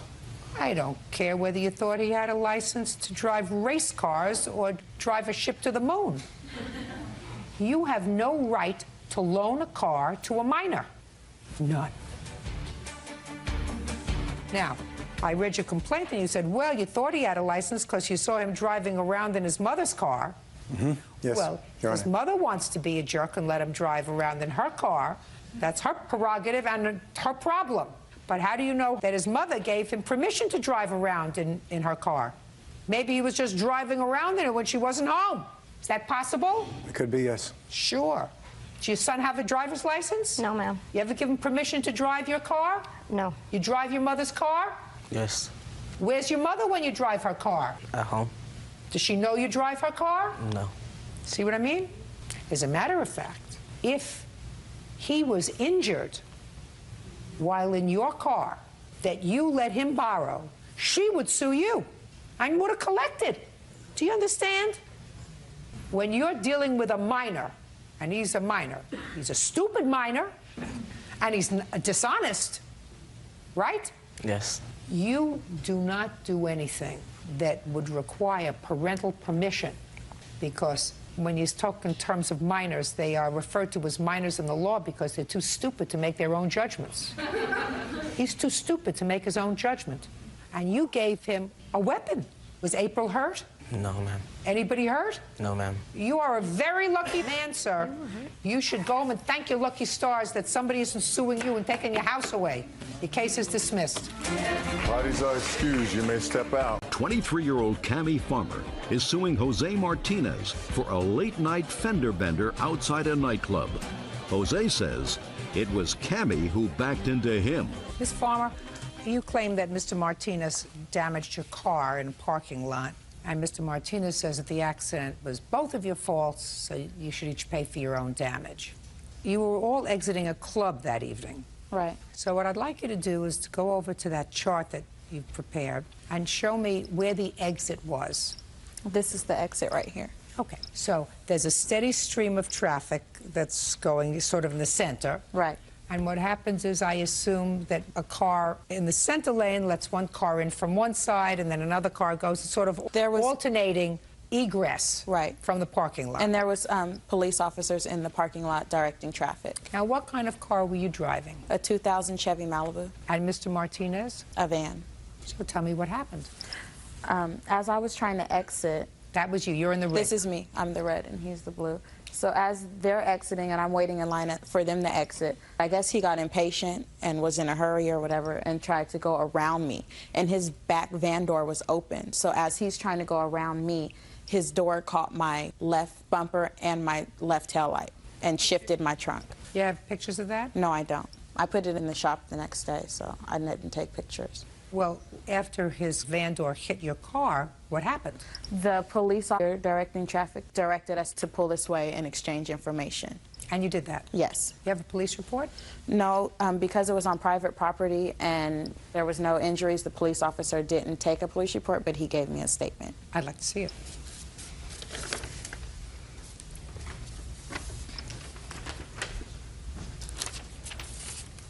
This is Police Officer M. There were 20 vehicles in the parking lot attempting to leave. Okay. So what I want you to do, sir, is to give me your version of what happened. Because I will tell you now, Mr. Martinez, the police officer observed what happened. Okay. So before you even think about trying to fabricate a story, I suggest you think hard about what happened. Okay, I'm gonna tell you what happened. Well, that night, me and my friends threw a party at a club in Union City. I don't care. And, Listen to me. I don't care. Get to the parking lot. Okay, the parking lot. Okay, well, And like look I say, at me when you're talking. Okay, we was partying. You know, everybody had a little liquor in them. Not me. No, just a second. Okay, well, you had a little liquor I had a in little you. liquor in me. So I'm like, we was exiting the parking lot, and could I show you on the graph? Or this is the parking lot. I guess this is how you get out. I'm right here. She right here. I'm going up. When I was coming up, she was coming back. So we both hit each other. The reason I didn't really file no Collin claim because I figured it was both our fault. No! That's why I did that. Well, where was I going? That, just a second. Get back there. Okay. First of all, you had no business being behind the wheel of a truck or a van or a vehicle if you had been drinking. Yeah. Because it clouds your judgment. Right.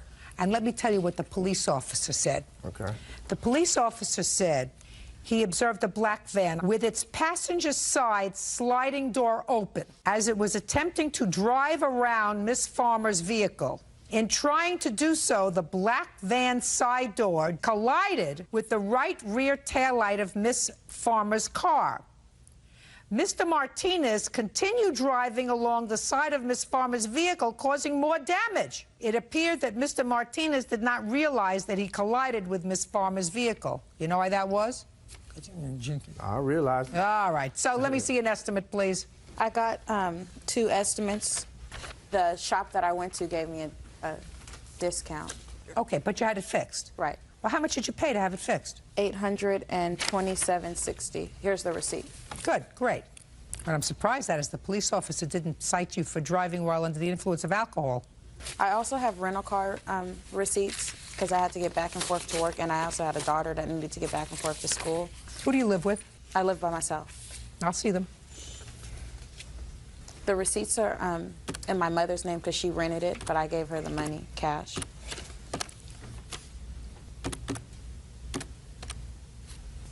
All right, the judgment's for $970. That's all. Step out. Thank you. Bourbon McDaniel is suing her daughter, Glenda Julius, for the cost of her granddaughter's funeral. Glenda says her mother is heartless. Miss McDaniel, the defendant is your daughter. Yes, ma'am. Your complaint is really a simple one. And your complaint is that you made 2 loans to your daughter. Yes, ma'am. And she has not paid you back. Your daughter says that these were not loans, they were really gifts. But the matter becomes more complicated because of the nature of the loans that you claim to your daughter. Miss Julius, you had a daughter who was murdered. Yes, ma'am. When was she murdered? September 24th. She was found dead in her room. In your home? In her home. Has the perpetrator of that murder ever been found? There are 3 people apprehended as of right now for first-degree murder. How old was your daughter? According to you, Miss McDaniel, you went to where your daughter was living, and your daughter did not have money for a burial. That's right. You agreed to loan her the money for the burial. Yes, ma'am. Subsequently, your daughter, who was not happy staying in the same house where her daughter was murdered, which is quite understandable because people had not been apprehended at that time, asked if she could relocate, and you agreed to loan her some money. Yes, ma'am. So that she could relocate. What was the extent of those 2 sums of money? The funeral was how much? $4,582.27. And how much did you advance your daughter to relocate? $1,487.68. The matter becomes more complicated because at some point, Miss Julius, you ascertained that there was a crime victim's compensation that you could apply for. The DA. The DA? From Carroll County. Told you what? Told me that there was a victim's fund relief. And what was it for? It was for expenses for Jessica's death. And I have been making payments. Just a second. Expenses for Jessica's death? Yes. which included her burial. Which my mother gave as a gift. Listen to me very carefully. Which included, yes. So the state of Tennessee had a fund which provided for the survivors of victims of violent crime to give them money so that they could pay for burial. Yes. And other related expenses. Yes. You applied for that. Yes. And you got a check. Yes. How much was the check? One was $5,300 and the other one was $1,024. Can I see the paperwork surrounding those two checks, please? There was a few gas expenses. Can I see the paperwork for the... This is exactly what Bert, I'll take a look but at I it. have more different, I have receipts to where I have been paying my mother. Just a second. They paid you $5,307.27 for the funeral. And then there are other related expenses, moving expenses. Are you telling me that you have proof that you gave some of this money to your mother? Yes, I have. I'd like to see it, please. I have receipts.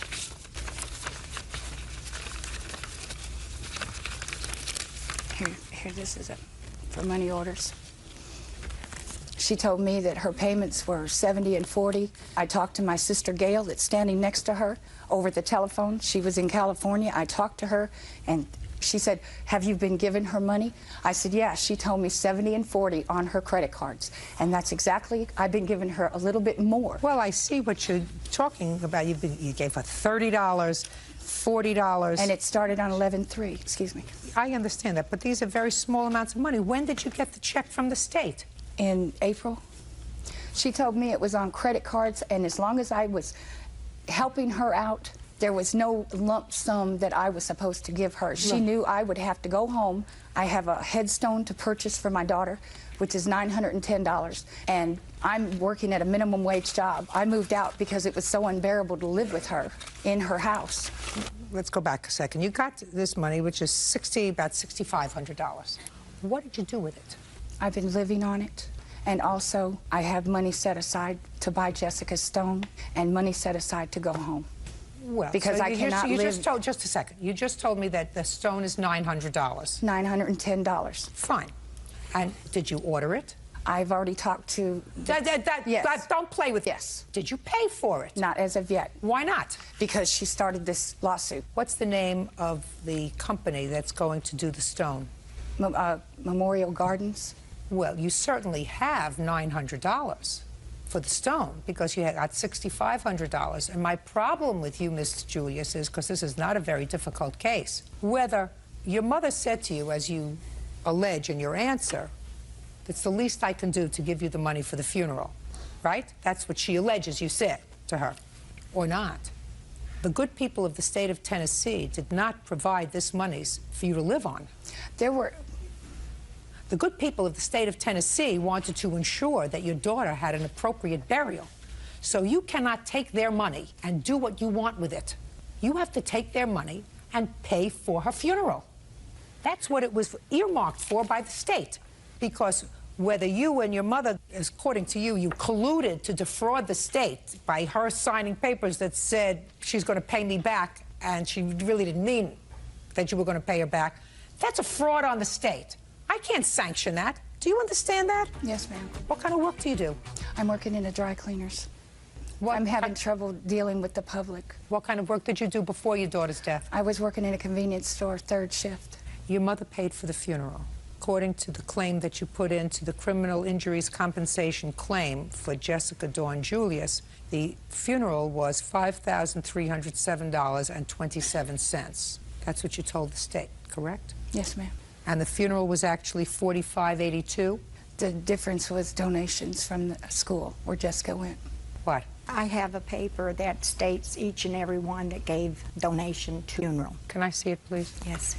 The family that Jessica was, Lisa Stevens' family, were there and willing, and the whole town was willing to help out with this. My mother is the one that wanted me to move. I left everything I owned. Listen to me. I'm not talking about the moving. I'm talking about the fact that you cannot take this money and live on it. I have to make a judgment whether the person who actually paid for the funeral, and that's your mother, or you who did not pay for the funeral, are the rightful recipients of this money from the state, which is earmarked for your daughter's burial expenses. Do you understand that? Yes, ma'am. And there were some very nice people from the town who also sent checks in for the funeral. But that's not the issue. The issue really is a very simple one. Whether your mother, at the time that your daughter died, and I believe that she probably did, say to you, this is a terrible time.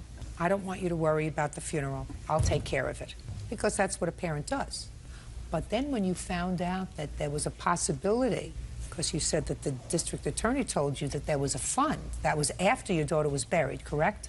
Yes. So after your mother laid out that money, and probably would not have sought to recoup it because you have limited circumstances, that'd be a fair statement. But after she found out that you were going to get this money from the state for the funeral, the right thing for you to do was to give it back to her. I've been giving her close to $1,500. No. That so may far. have been fine, Miss Julius, giving her $30, giving her $70, until you got $6,500. Once you got $6,500, you had to say, Mom, clean up the credit card, pay it off, because that's what this check was supposed to be used for. Yes, Do we ma'am. understand each other? Yes, ma'am. Good. Let's not pursue this any further. Your family has had sufficient amount of sadness to last for a lifetime. So you have the money, and even if your mother is awarded the $5,000, you still have money left over for the headstone, and then some, right? Good. Judgment for the plaintiff in the amount of $5,000. That's all. Thank you, Your Honor. Parties are excused. You may step out. Harriet Fleischer is suing her former tenant, Robert McWhorter, for rent and for running up her phone bill with sex calls. Miss Fleischer, do you live in a private house or an apartment? Private house. How long have you lived there? 18 and a half years. Who do you live with? Currently, I have one tenant. What kind of work do you do, Miss Fleischer? I'm a computer consultant. How long have you been doing that kind of work? Far too long. 9 and a half, 10 years. This is your complaint.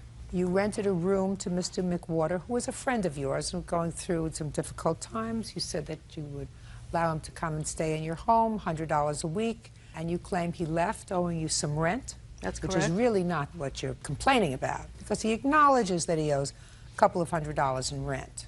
You claim that he made over $2,000 in 1-900 sex calls on your phone. That's correct. Mr. McWhorter said, I didn't do that. When were you living with Miss Fleischer, Mr. McWhorter? Approximately right before Thanksgiving till the 23rd of December. So maybe November the 20th? Yeah, it was a Saturday when I moved in. To So December what? 23rd. You have a copy of your phone bill? I do. I have a I'd copy. like to take a look at it, please. I had spoke to Mrs. Fleischer when I returned from my trip, and she verbally told me over the phone, I took her word for it, I never physically saw the bill myself, that it was between 900 and 1,000. Look at me.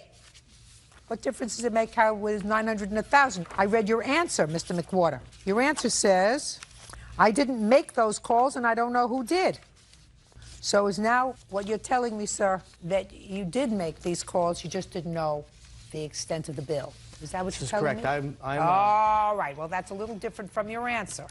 I know that sometimes I can be a little intimidating. That's a very good thing. So I don't have to go through these bills and humiliate you to see how long you stood on the line with these people, probably many of whom, and making out that they're women. Go find a nice girl, Mr. McWhorter. Get your own phone. May I interject here, Your Honor? Oh, if you have to. Robert told me that he had his own phone when we made arrangements for his moving in. Miss Fleischer, doesn't make any difference. Okay. His story now, after he took a look at this kind face of mine, was, I acknowledge I made the phone calls, that I was stupid, right? Varies. I was unthinking, right? Right? I'm dying to pay you and get out of here because I'm humiliated. And don't humiliate me anymore. Yes, Your Honor. They could all be so easy. There are guys pretending to be women? Yeah, I saw that in a movie once. You know, there were guys that just raise their voice and they sit there and they make other people feel foolish. It was in some Jack Lemmon movie or something. Remember Jack Lemmon? Remember Jack Lemmon? Most people don't remember Jack Lemmon. I remember Jack Lemmon. May I say something, Your Honor? What? When I explained to Mrs. Fleischer that an alcoholic, and I have gone through several blackout stages. That's why. No, I'm putting it all on the table. Listen, I gotcha. I understand. And this is part of my recovery, is to make amends for whatever damages I have done. So why did you have to come here? Why couldn't you tell her that outside? I attempted to. I didn't know that I was even actually have been taken to court until. Well, where did you think you were going? To Never Never Land today? No. How much do you owe for rent? I believe it would be between $100 and $200. He left owing $200 in rent. Okay. On a week-to-week, there's a 1 week, as I understand it, a 1 week... There's a 1 week nothing. Don't go crazy. Okay. He owes you $2,652. Okay. Should have taken care of this before you came to court, sir. Do you understand? Yes, I do. Good. Your Thank Honor? you very much. That's it. Parties are excused. You may step out. Nancy Savage is suing the mother of her grandson, Melissa Balding, for bail money. Nancy says Melissa and her son were arrested on drug charges.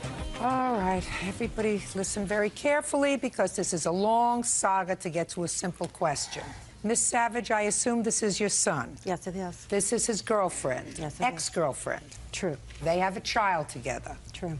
She doesn't have custody of the child. He doesn't have custody of the child. One of your other children has custody of the child because both of these two people were, in somebody's opinion, not capable of taking care of this child. According to your complaint, some time ago, your son was driving your car with her in the car. When did that happen? About a year ago, a little over a year ago. Let's have a month. April 30th, 2004. He's not your only child, is he? No. Perfect. It's a perfect example of don't put all your eggs in one basket. When they got pulled over, there were drugs in the car. I assume, Miss Savage, that they didn't belong to you. Right. So the two of them got hauled into court and your car was impounded.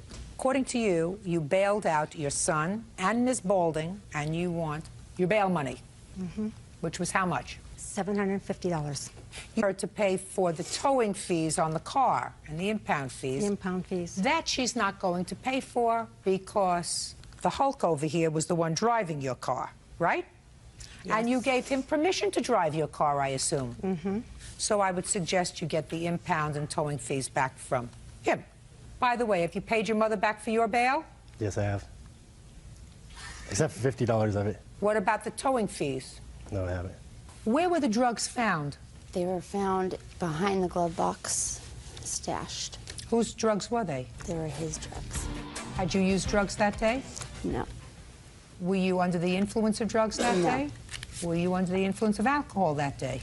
That was possible. What? Yes, ma'am. What time of the day was this? Around 12 o'clock in the afternoon because I was laying out at my pool. What time had you started drinking? Around 12 o'clock. He's shaking his head no. I tend to believe him. Were any charges ultimately brought against you? Yes, ma'am. For what? That I'm not quite sure about them, but I have this paper right here stating that it was all dropped and dismissed. Let me see that, please. I have on the bail slip that I got her what her charges were. Can I see that, please? And she has one more charge than my son was, which I believe is being under the influence. She admitted to the police that she had taken somas. What is that? It's a muscle relaxer. Not that day, but previous. Now tell me about the call you received, Miss Savage, from the defendant about the bail. First of all, one of their friends notified me that their car had been pulled over, so I went to where it was because it was less than a mile from my house. And I asked the officer if I could get my car, and he said no, there were drugs involved, and one of them was under the influence, and so they were going to impound it. So I asked him where my grandchild was, and the officer went over and asked Melissa, and she told him it was at her apartment. So I told him I would take responsibility and go get Brian and have him stay with me. Who was watching him? Some of their friends. Go ahead. So I went and brought my grandson home, and I was trying to calm him and everything. He was very upset. How old is he? 2.5. Go ahead.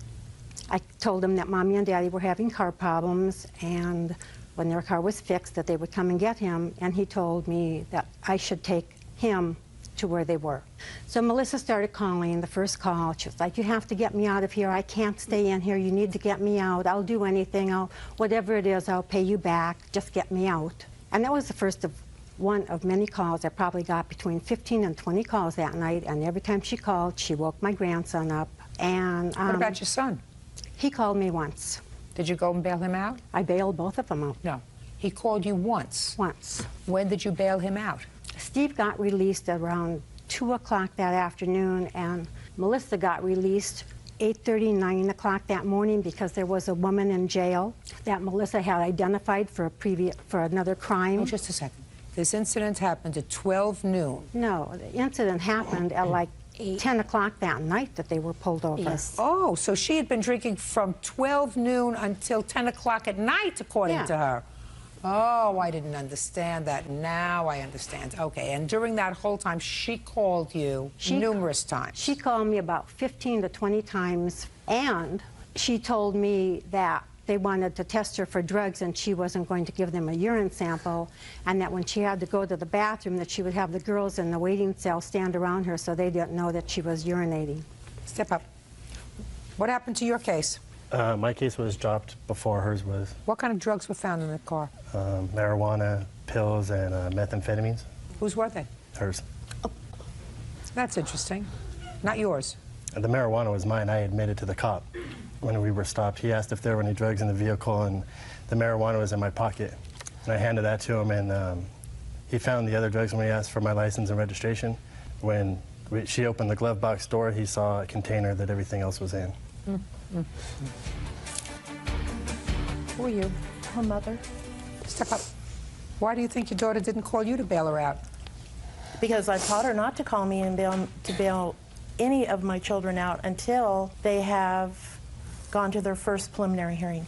She was in Ohio. Just a second. They'll possibly lower the Just a bail or second. drop the What's your last name? Daly. Miss Daly, how many children do you have that have been arrested? Oh, this one. So when you said you've taught all your children not to call you until after they have had their first bail hearing, you were really referring just to her? No, I raised 4 daughters as a single parent. Yes. And I worked in law enforcement for 30 years. Yes. And I just informed them that if they got into a situation where they ended up in jail, I would hope this wouldn't happen, but I just wanted to make sure that they knew what to do. How many years have you spent in law enforcement? All told, 20. Between us, we have more than a half a century in law enforcement, Miss Daly. How many children do you have? 4. Between us, we have 9 children. Did you ever have a conversation and tell your children, if you ever get arrested, make sure you wait until your first bail hearing because your bail will probably be lowered? Do you remember having that conversation when you told them about, you know, don't talk to strangers, don't go near people's vans? You ever remember having that conversation with your 4 children? Negative. Me neither. So you want to go through this one more time with me? Because unless you're kooky, because I never heard of a mother, even in law enforcement, sitting her children down and saying, listen, never talk to strangers, be home at midnight, don't give any strangers your phone number, and if you ever get arrested, I want you to wait until your first bail hearing before you call me because your bail may be reduced. Were you happy to get out of jail? Yes, ma'am. Pay her the money. Judgment for the plaintiff in the amount of $750, that's all. Parties are excused. You may step out. Mitchell Ergensen says pizza parlor owner Stephen Lindner owes for vandalism to his truck. Mitchell claims Stephen's employees doused it with salad dressing. Mr. Urgensen, it is your claim that Mr. Lindner's employees vandalized your house and your car. And Mr. Lindner says he wasn't there. As far as he's concerned, there is no proof that his employees did anything to your house and your car. Who do you live with, sir? Myself and my 2 daughters. How old are your daughters? 17 and 19. What kind of work do you do? I'm an electrical contractor. And you have a restaurant? Yes. Sometime in July, according to what I read, you ordered some food from Mr. Lindner's establishment. Have you ordered from him before? Many a times. What did you order? Antipasta salad and a turkey sandwich. And did they deliver it? Yes. Remember what date that was? The 22nd is the date of this, yes. No, the 22nd. date of the first order. Well, what happened for a was sandwich and a salad. we ordered a couple times and asked for extra Italian dressing prior When did to you? that. Well, I understand that, Okay. sir. I read the complaint. I read your complaint very carefully. Sometime before this incident, you had ordered a sandwich and a salad. Which was 2 weeks before. That's what I want to know. Thank you. 2 weeks before this incident. And you had ordered a sandwich and a salad with extra dressing for the salad. What kind of extra dressing did you want? Italian dressing. A couple extra cups. And had you ordered that before? Yeah. And had they always accommodated you before? Yes. Who was the salad and the sandwich for? Me and my daughter. Actually, my oldest daughter. Who was eating the salad? Who was eating the sandwich? Or were you sharing? Sharing. And your order came, and they didn't send the extra dressing. They didn't send any dressing. So you called back the restaurant. And what did you say to them? I asked them, they didn't bring me any dressing. I talked to one of their guys in there. He said, we're very sorry. We'll be out in 10 minutes. And I said, please do, because I don't want to wait another 40 minutes for like I had to wait for my order. I want the salad dressing right away. No problem, sir. We'll be right out there. Waited about 40 minutes, almost an hour. Nobody showed up at my door. I called and I said, can I talk to the manager? And he says, I am the manager. I said, well, I've been waiting for my dressing now an hour. They didn't bring me any. Well, I didn't know. He said, I didn't know anything about it. We have no drivers anymore. They all went home. And I got angry with him. I said, well, I want a credit on my food then. And he said he wasn't going to give me full credit. And I said, I would like full credit for $12. I couldn't eat anything. You couldn't eat the sandwich? Not by that time, because we normally put the salad dressing on the sandwich, too. That's why we order extra for the salad and the sandwich. The girls like it. They like the extra vinegar and stuff. So we got mad. The manager hung up on me.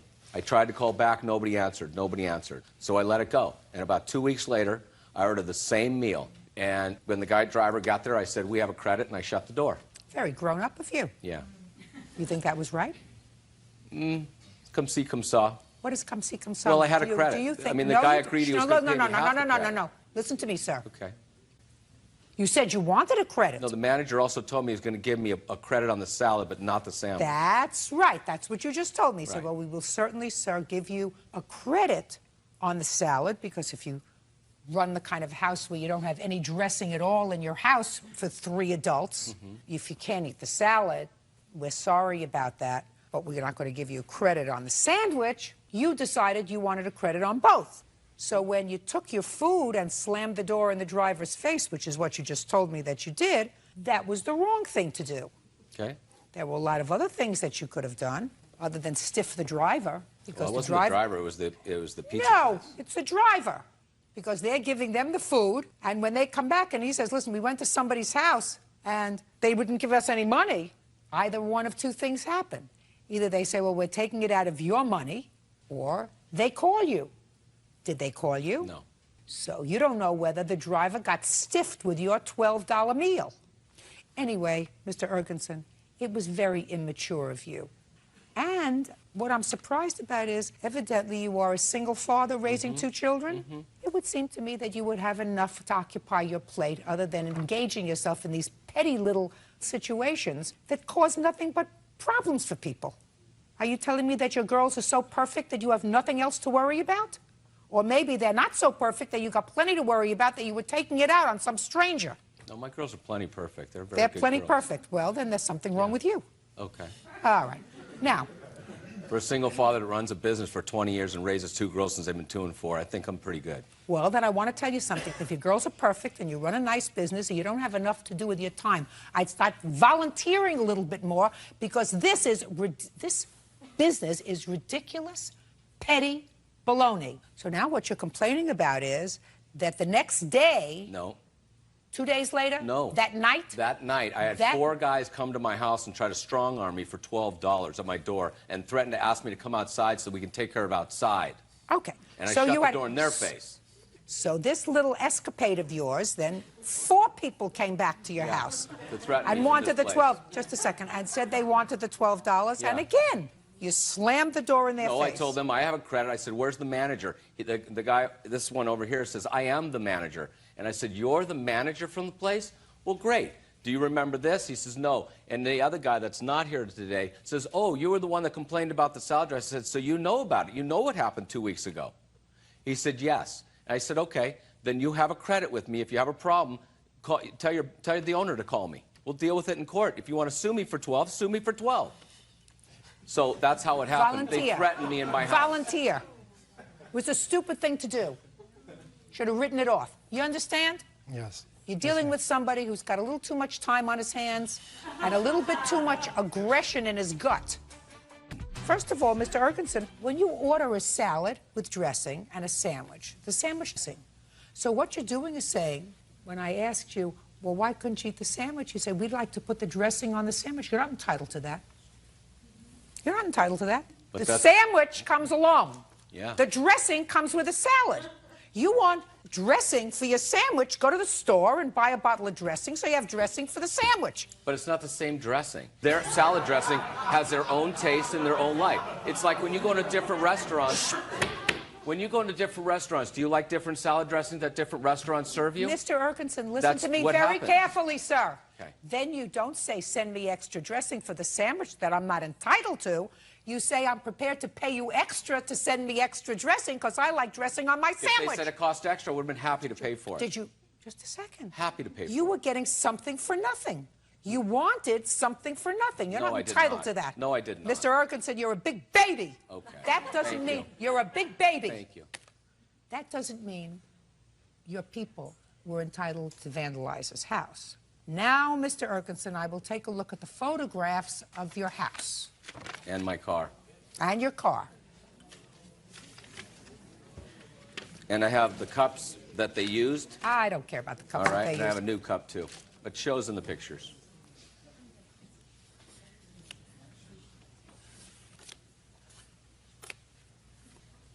And I also have repairs that you might want to see. Let me see the bills. Mr. Lindner, the way to respond to someone who is behaving in an immature way is not to stoop to their level. There isn't a question in my mind, after examining these photographs, that this vandalism to the plaintiff's house was done by someone in your employ or in the employ of the restaurant. No question. You get me? Yes, ma'am. Ah. Now, I don't know whether you went home. I don't know whether they said, listen, he deserves it. What he did was he was acting like a baby, acting like a big baby. But you don't take the law into your own hands and commit a crime. Absolutely not. You want to file a police report and say he stole food from me? That's your prerogative. He did. It would be no different from him coming into a restaurant, having a meal, and getting up and leaving, and saying, well, the last time I was here, I didn't have a good meal, and I wanted a credit, and they wouldn't give me a credit. So this time, I'm enjoying my meal, but I'm not paying for it. No different. What he did was he stole from you. And for that, oh, yes, you did, sir. There is no difference from what you did than if you walked into their restaurant or walked into a, I'm speaking. No difference than if you went into a restaurant, ate, didn't like the meal, they wouldn't give you a credit. And a week later, go back to the same restaurant, order the same meal, and get up and leave. And if the police came, they would have arrested you for theft of services, because that's what it is. They still had no right to vandalize your house. Do you understand? Yes. You don't resort to that sort of behavior because he acted like a jerk. And came to my house and threatened me in my house. No, ma'am. And my daughter will attest to all that, too. Listen, I don't want to get your daughter involved. It's bad enough she had Well, to she be was involved. It's frightened bad every enough night. she had to be involved with it She was because of frightened your the whole night stupidity. from these guys doing this. No, listen Yeah, to me. she was. Listen to me. She was up a whole night and frightened because her father acted like a jerk. Okay. That's why she was up all night, because her father acted like a big baby. Cost you $229.23. Is that right? And lost wages in my work. Well, that's too bad. Counted lost wages in acting like a jerk. They're not allowed to vandalize your property. Cost you $229. I hope it felt good. Do you understand? Yes, ma'am. $229.23 less 12. $217.23. Judgment for the plaintiff, that's all. Lisa White is suing business owner Susan York for the cost to repair her vehicle. Lisa claims Susan's son, 8-year-old Dylan, hit it with a rock. Miss White, it is your complaint that Miss York's little boy, I assume this little boy, was throwing rocks in the street, and one of the rocks hit your car, causing some damage. That's correct. And you want his mother to pay for the damage. Miss York says she doesn't think her son was responsible for that. He was merely rolling rocks, although she wasn't there. She says that it was really your conduct that was outrageous on that day. So tell me when this happened. It was approximately 7 to 7:15 in the morning on May 12th. I was on my way to work. I was traveling down East Yacht Drive. Where is that? It's in Oak Island, North Carolina. As I approached the intersection where the children were, they were in the street. How many children were in the street? Approximately 5, 2 boys and 2 or 3 girls. I assume they were waiting for the school bus? That's correct. Okay. As I approached, I noticed that they were playing in the street, so I slowed down. They moved to the shoulder of the intersection. One little boy was throwing stones into the other empty lot across the street, and as I approached, Dylan threw a rock at my car, and I heard it hit. You saw him do that? Yes, ma'am. So you stopped your car, and what did you do? I got out, and I'm like, you, come here, what's your name? And I said, look at what you've done to my car. I said, where do you live? He said, down the street. I said, you get in my car, and I'm taking you to your mother to show her what you're doing at the bus stop. Well, he had extra stones in his other hand, and he threw those down. I said, no, you pick those up, you put them in my car, and we're going now. So he got into the car, and I took him straight to his mother's house. I told him to go upstairs and take the stones with him to show whoever was there. I didn't know which parent was home. I said, take those and show them what you've been throwing at my car, and send them downstairs to talk to me. And she came down to talk with me. And what did she say? Well, she asked him, did he do it? And why did you do that? I told you not to throw stones. I told her. What did he say? He's like, well, it was an accident. I'm like, no, it was not. I saw him do it. He said to his mother it was an accident. That's correct. Is that right? Yes, ma'am. Stand up next to your mother. Dylan, how could it be an accident if you were throwing the stones? I was rolling them across the road, and she was going like 70. Dylan, I don't want your nose to get long. I want you to tell me how it's an accident that stones that you were rolling on the ground hit somebody's car. I rolled it, it bounced up on another You rolled rock. it and it bounced up. A rock. It hit another rock and it bounced. That's a fib, Dylan. You're not supposed to fib anytime, especially not when you're in court, because that's a fib. If your mother doesn't know it's a fib, I know it's a fib. You and your friends were throwing rocks, right? Yes. And one of the rocks hit her car. Yes. See how easy that was? Yes. What your complaint is, Miss York, and one that I quite telling, is that Miss White exercised very poor judgment in putting your son in her car. This is correct. Because I don't think North Carolina is any different from any other place in this country. You don't take somebody else's child and put them in your car. That's very poor judgment, Miss White. I don't think there would have been anything wrong in you saying, if you live right down the street, you go right home, I'm going to follow you, so that you would know where he lived. But you don't take anybody else's child and put them in your car. Now, can I see a picture of the damage to your car?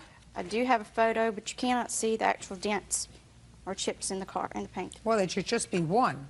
No, there's actually several. I have a police report stating that the officer noted 6 chips areas. Well, he didn't chip it 6 times. He threw one rock. That's according to you. He had several stones in his other hand. I don't know how many stones actually hit. I don't know how many children were involved in throwing stones, but you said to me, I saw him throw a stone. I heard it hit my car. There's a difference in hearing 1 or hearing 6. Your Honor, may I say something? When she drove to my house, I saw one little dot, and then in return, it ended up being dents. I never saw a dent. She even herself said it probably won't be much. Well, what she's suing you for is $300. Yes, ma'am. Which isn't much. I think what your complaint is, quite frankly, despite the fact that I read your answer, and your answer gave me the same malarkey that he was rolling stones. Children don't roll stones. They throw stones at cars. And that's what he did, because that's what he just told me he did. Right, yes, ma'am. So you're responsible, because if you want to make sure that your son doesn't do that, and I assume he's done it before, right? Not that I'm aware of, no, ma'am. Never heard of him throwing rocks before? Not at cars. At anything? I mean, he's a little boy. I guess he does throw rocks, yes.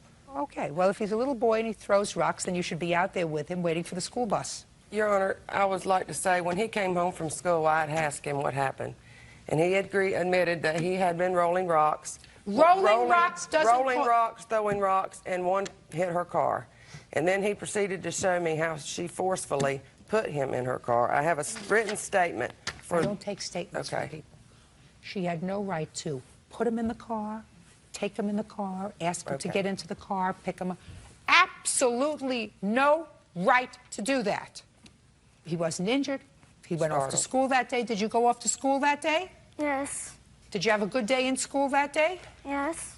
So he wasn't injured, emotionally or physically. But she did the wrong thing, and I've told her she did the wrong thing. So I read her the Riot Act. You still have to pay to have a car fixed. That's fine. Judgment for the plaintiff in the amount of $300, that's all. Lisa White is suing business owner Susan York for the cost to repair her vehicle. Lisa claims Susan's son, 8-year-old Dylan, hit it with a rock.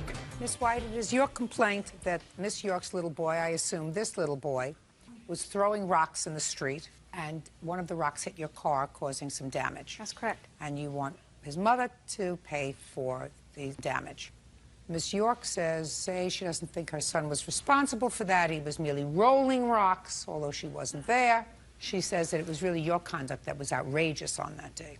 So tell me when this happened. It was approximately 7 to 7:15 in the morning on May 12th. I was on my way to work. I was traveling down East Yacht Drive. Where is that? It's in Oak Island, North Carolina. As I approached the intersection where the children were, they were in the street. How many children were in the street? Approximately 5, 2 boys and 2 or 3 girls. I assume they were waiting for the school bus? That's correct. Okay. As I approached, I noticed that they were playing in the street, so I slowed down. They moved to the shoulder of the intersection. One little boy was throwing stones into the other empty lot across the street, and as I approached, Dylan threw a rock at my car, and I heard it hit. You saw him do that? Yes, ma'am. So you stopped your car, and what did you do? I got out, and I'm like, you, come here, what's your name? And I said, look at what you've done to my car. I said, where do you live? He said, down the street. I said, you get in my car, and I'm taking you to your mother to show her what you're doing at the bus stop.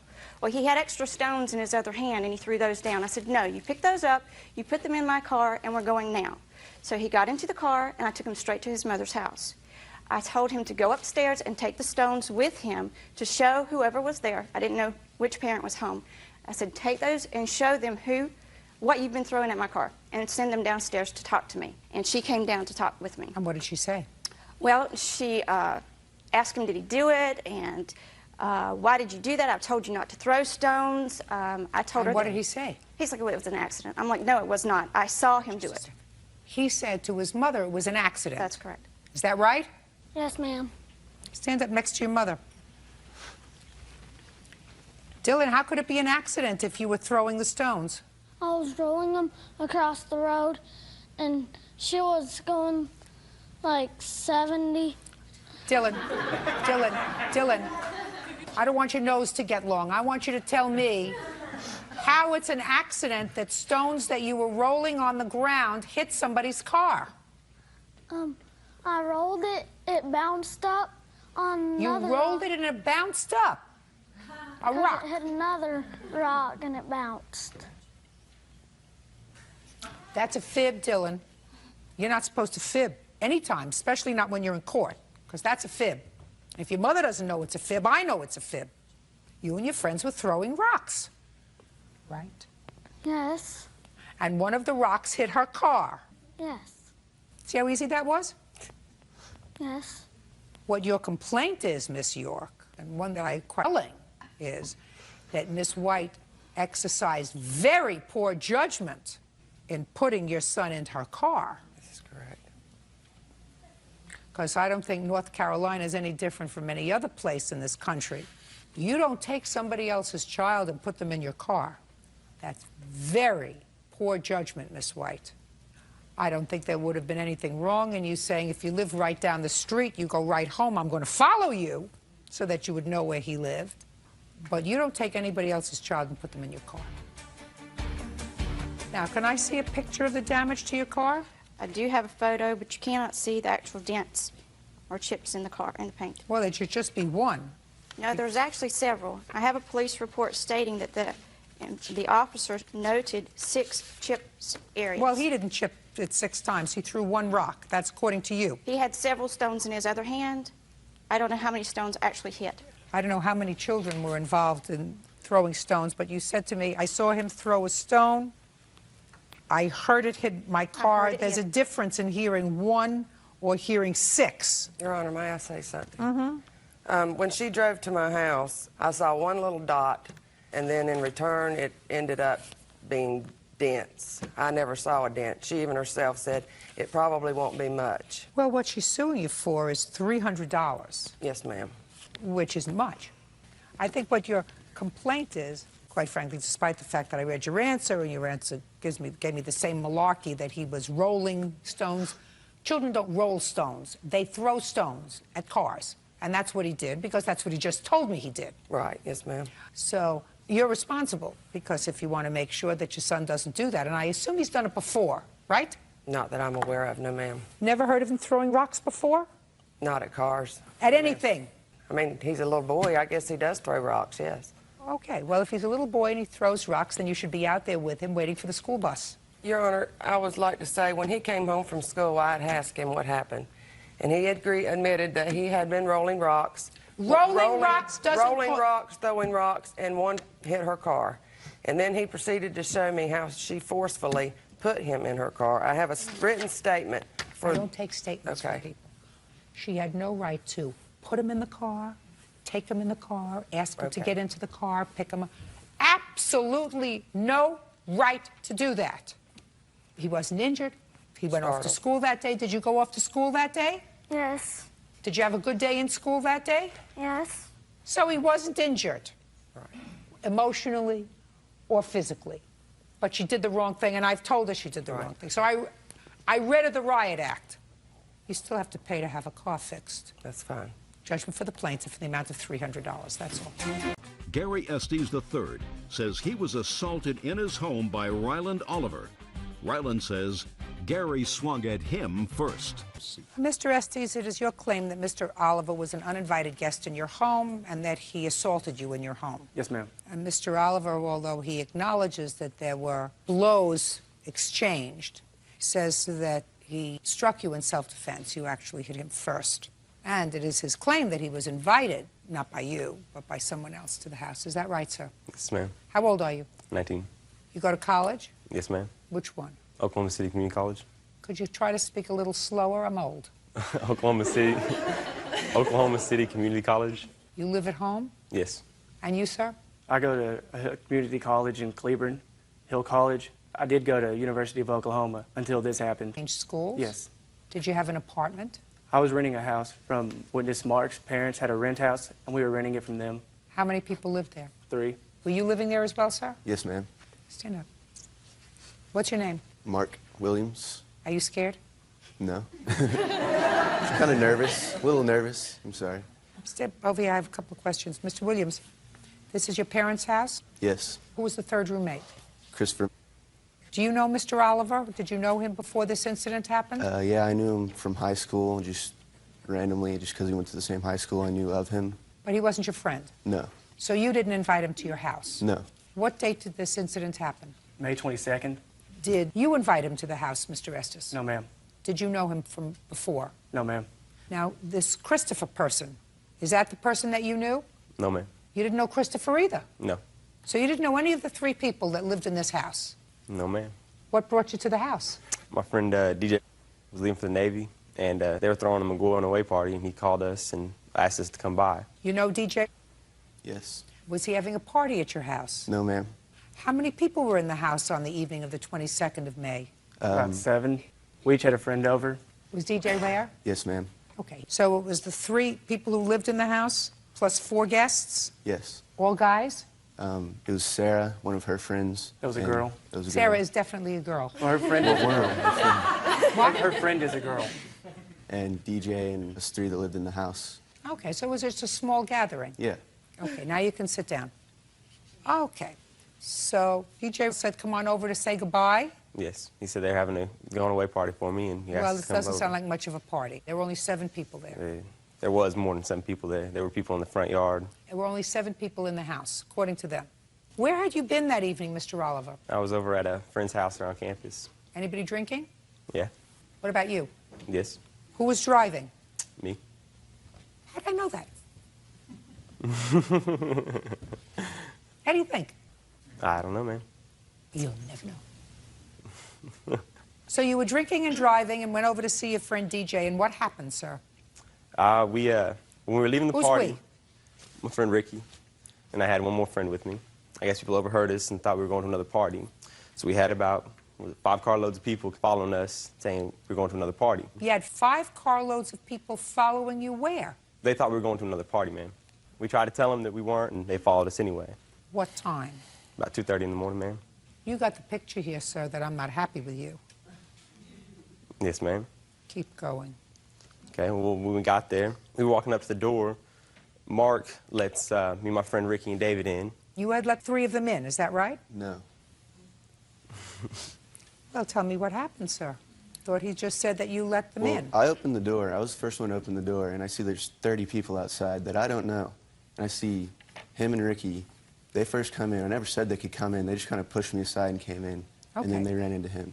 Now, where were the other 30 people that were outside? Just out in my front yard. And I was like, I don't want these people here because my neighbors are going to call the cops, you know. They're making noise. Right. 5 carloads of them. Yeah. So he ran into you.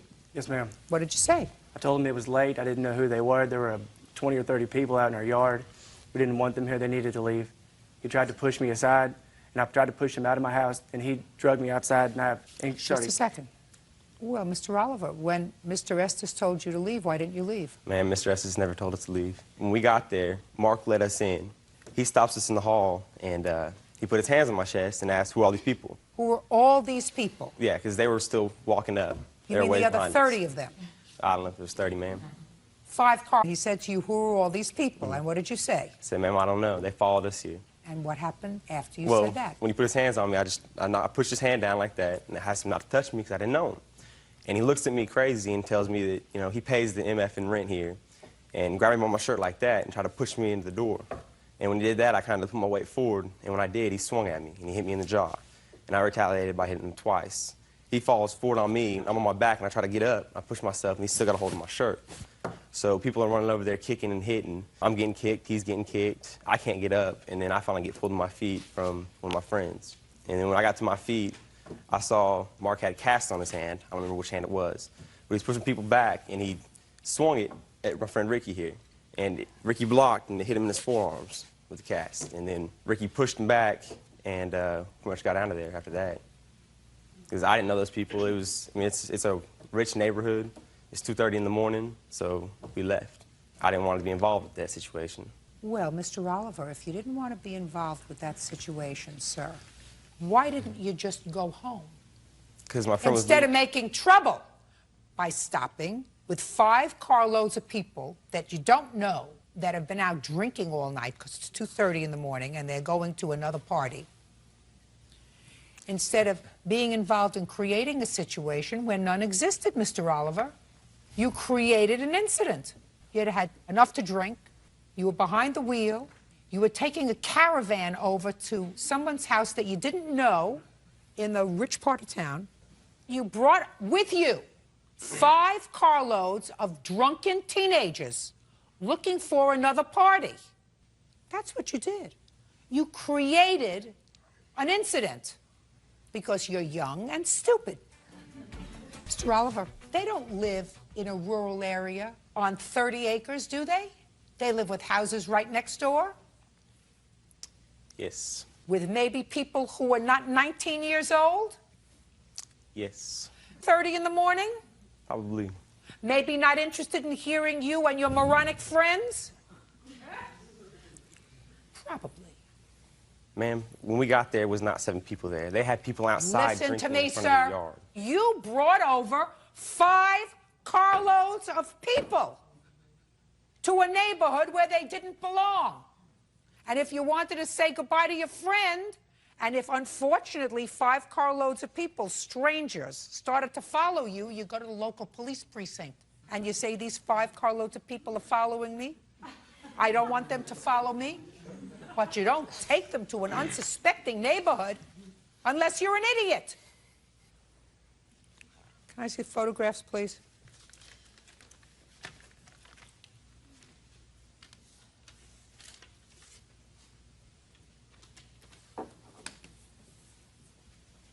You have photographs for me? No.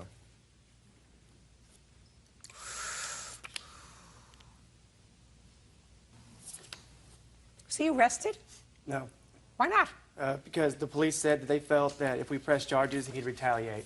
And Can I see your police report, please? And that's, the picture of me is proof that I didn't just get pushed when I was trying to break it up. No, you got you were I got assaulted. hit. Mr. Oliver. Yes, ma'am. How many times you were arrested before? Once. When? February 7th, I believe. Of this year? Yes. For what? Possession of marijuana and speeding. So at that point, you were arrested for using an illegal drug and driving, right? No, I got arrested for possession, ma'am. Well, I never got either arrested you for were influence. using or selling. I mean, Mhm. you weren't decorating your house with it, right? Probably Either not. you were using or selling. I was using, ma'am, but I was. Well, that's the answer. Can I see your unreimbursed medical bills, please? Anything you want to say to me? No, ma'am. Good idea. You're a fast learn. You have any idea how many people were hitting you? 4 or 5, at least, were kicking me. And the 4 or 5 that were hitting you and or kicking you, because you have serious lacerations in your head, were those the people that came in this caravan of 5 cars? I'm They weren't assuming. your guests. No, they weren't. And I still have shoulder rehab I have to go through. I may have to have surgery on it. There are consequences to your actions. One of the consequences to your actions is having to listen to me. I'm telling you that your actions caused him serious physical injury and a lot of pain and suffering, because I've seen the photographs. Have you seen them? Nope. Would you like to see them? Not really. It's mature. Judgment for the plaintiff in the amount of $5,000. That's all. 19-year-old Jennifer Smith is suing her ex-fiancé, 23-year-old James MacArthur, for destroying her property, throwing her engagement ring in a lake, and slander. Miss Smith, you and Mr. MacArthur were engaged to be married. It didn't work out. And it is your claim that after you broke up, Mr. MacArthur took some of your property, vandalized some of your property, and then posted some very negative things about you on the internet, which you view as slanderous, and you want to be compensated for that. Mr. MacArthur says the only thing that he took back was the engagement ring. As far as destroying your property, he did not do that. And as far as placing items on the internet, he says he never mentioned you by name on any website. How long were you engaged, Mr. MacArthur? We were engaged for about 2 years. Did she break up with you, or did you break up with her? She wanted to take time apart, and I told her I did not want that. Okay, so she wasn't sure. Mm-hmm. So that's probably a good idea that you didn't get married. Yeah. If somebody's not sure, it's better off to figure it out now than later, right? Yes, Ron. All right, Miss Smith, what items do you claim that Mr. MacArthur stole from you? He has several of my CDs. He took my engagement ring. I was later informed that that was thrown into a lake. Well, the engagement ring he's entitled to take back. It was a birthday present. It was given to me as a birthday present. It was given to me on my birthday as an engagement your ring. engagement ring was given to you on your birthday. Yeah, exactly. Right, he's entitled to it back. It was given as a birthday gift, though. Listen, watch me. He asked you to marry him and gave you a ring on your birthday. It was an engagement ring. Did you show it to people as an engagement ring? Yes. Did you say to them, "This is my engagement ring"? It was. Did you say to them, "This is my engagement ring"? Yes. You didn't say, "This is my birthday present." You got my drift, Miss Smith. Yes. If you broke off the engagement, it means the marriage never took place. He's entitled to the ring back. And if he wants to throw it in the lake, he can throw it in the lake. And if he wants to throw it down a sewer, he can do that too. Okay? See how fair I am? Mm-hmm. Okay. Do you have any of her CDs, Mr. MacArthur? No, I don't, Your Honor. I'm not getting myself totally exercised over the CDs. People who were engaged for 2 years, if all they're fighting about is CDs, that means they're not very mature.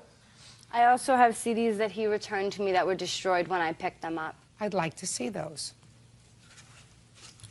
This is only the ones that were returned to me. That's not the ones that he still has possession of. Some of those are expensive CDs. Some of the CDs that he still has are very expensive. I don't know what you mean they're destroyed. I have no idea what that means. If you look at all of them, each of them has a gouge going from the center to the outside. They're completely destroyed. There's absolutely no way of Well, this one, yeah, this one is fixing too. those. How did that happen, Mr. MacArthur? I don't know, Your Honor. Her CDs sat in my trunk. I use my car for work, so I have tools coming in and out of my car every day. I don't Your pay Honor, attention. my CDs were in a CD case. Yeah, Mr. MacArthur, that looks like somebody purposely did that. And it's identical. Shh. You know how fair I am. This looks like somebody purposely did that. But doesn't that look to you as if somebody did that with something? Yeah, by all means. You know what I mean, Mr. MacArthur? Yes, Your Honor. Now, I don't think she would do that to her own CDs, because that would be stupid, especially since she broke up with you. But it would seem to me that you were pretty angry. So I have to put 1 and 1 together. That makes you. All right. So now you have these destroyed CDs, which I am placing squarely at the foot of him. That doesn't include the ones that he still has. I just answered your question about that 2 minutes ago. What part of I don't care don't you understand? There's no excuse for him vandalizing your property. What's the excuse for him posting vulgar, slanderous stuff on the internet? Well, that I want to see. There's no excuse for it. There's a reason that he might have done it, but that doesn't mean that there's an excuse. He says that he never did it, although he called my house and he called my mother at her work. Don't tell me what he told your mother unless your mother is here. Is this what you're telling me, Jeanette? Yes, it is. I was told to read that. He doesn't mention your name here. No, but it says to my ex, you know who you are, and I was told that Don't tell me what you were told. to read it. Listen to me. Don't tell me what you were told. That's hearsay. And I listen to me. He says, as far as his ex is concerned, one day the sun will die and the night will crawl. Until then, until I see your world implode, I wish you death and suffering, misery to spare. To my ex, you know who you are. Right? I called him right after I read them, and I said, what is this about? He said, oh, I didn't mean to hurt you. I said, you wrote that, yet you didn't mean to. How could that not hurt me? Ms. Smith, you have to understand what slander is. Slander is something that you say that is not true about somebody in a way that they can be identified. For instance, if he said, my ex, Jennifer Smith, has the following diseases, so everybody better stay away from her, and that's not true, then you can sue him for slander. I'm speaking, you're not listening. That's slander. If he wrote you a letter, and in the letter said to you, I wish you had a slow, painful death, and I was there to watch. I wish you suffer and get a vile disease. And he wrote that to you in a letter. That's not slander. That's the way he feels. That's protected speech. If you wrote this, I assume you did. He's entitled to do that. It is slanderous, though, because at the top of it, it says, I just left someone who did nothing but use me for my money, and when she was done, she went and found someone new to do the same to them. My current boyfriend was hesitant about even talking to me because of that, because he assumed that because he stated it, that... Listen to me. Who showed your boyfriend this? I did. Listen, I would like to... Listen to me. I want you to kiss the ground. You got the ring back, and that you're moving on with your life because she's not wrapped too tight. You got it? Good. But you can't scratch her CDs because that's childish. Do you understand? Yes, Your Honor. That you got to give her $150 for. The rest of your stuff is nonsense. What'd you do with the ring, by the way? Threw it in a lake. Attaboy. Brenda Jones says ex-boyfriend Thomas Moses Jr. owes for bail money and a loan to retain an attorney. Brenda claims Thomas lied about being married. Miss Jones, you and Mr. Moses were in a relationship for a brief period of time, and according to your complaint, you made 2 loans to him. That's correct. One involved some criminal restitution, and the other was a loan for an attorney so that he could start divorce proceedings. I assume that this is your wife. Yes, ma'am. And you are currently reconciled with your wife. And according to you, Miss Jones did not make loans to you. These were acts of generosity on her part, and there was no expectation that she was going to be repaid. Is that right, Mr. Moses? Yes, ma'am. Okay. When did you leave your wife? I left my wife November 22nd. 2005. 04. 04. but I would watch myself on the 22nd of November.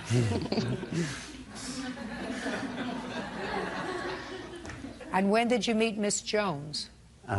Met Miss Jones January the 2nd. January the 3rd. Where? I actually met her off the chat line. So you started to communicate with each other on the internet? Yes, ma'am. That is not true. Where did you meet? My car was broke down when I was coming out of the tanning bed at a strip mall, and he was coming out of a little place called Deals. And I asked him would he give me a boost. He said, yes, I don't have jumper cables. I said, I do. And he asked me, was I married? I said, no. Are you married? He said, no. And it kind of So took that's off. how you met? That's how we met. And then you started to communicate on the internet? No, we started communicating on the telephone. Is that right? Telephone come from the chat line, yes. And we actually met. That was our meeting place at Deal's parking lot. Did you first meet her at Deal's parking lot, Mr. Moses, when she asked you for a jumper? I met her there, but I've talked to her on the chat line. Before? Before. Really? Yes, ma'am. And when did you start speaking to her on the chat line? Probably December 30th. That is not true. So you're telling me 3 days later you met her at Deal's? That's when she wanted to meet. Right, it's interesting. Okay. Now, when was the first time, Miss Jones, you gave him money? It was February the 23rd. I got a phone call in the middle of the night from he and his daughter on a two-way call stating he'd been arrested falsely for beating his wife up and wanted to know, could I come and bond him out? Now, you had been dating between the 3rd of January and February 23rd? Yes. How much did he need to bail him out? Initially, it was $10,000, so I needed $1,000. So I went to the bank and drew the money out. And when I got to the bondsman, they cut him some type of deal, and it was $837.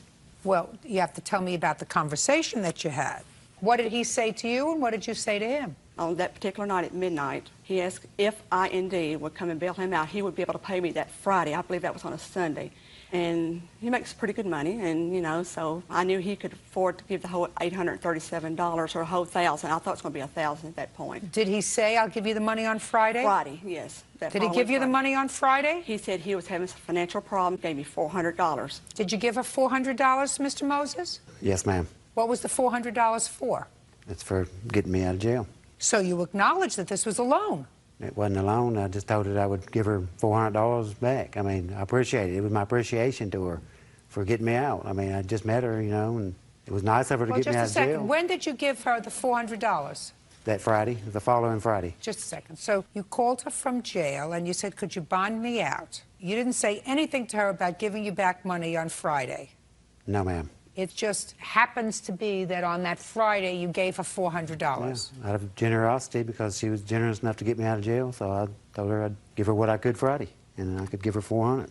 Oh, now your story's changed, Mr. Moses. No. Now you said that you told her you'd give her what you could on Friday. Yeah.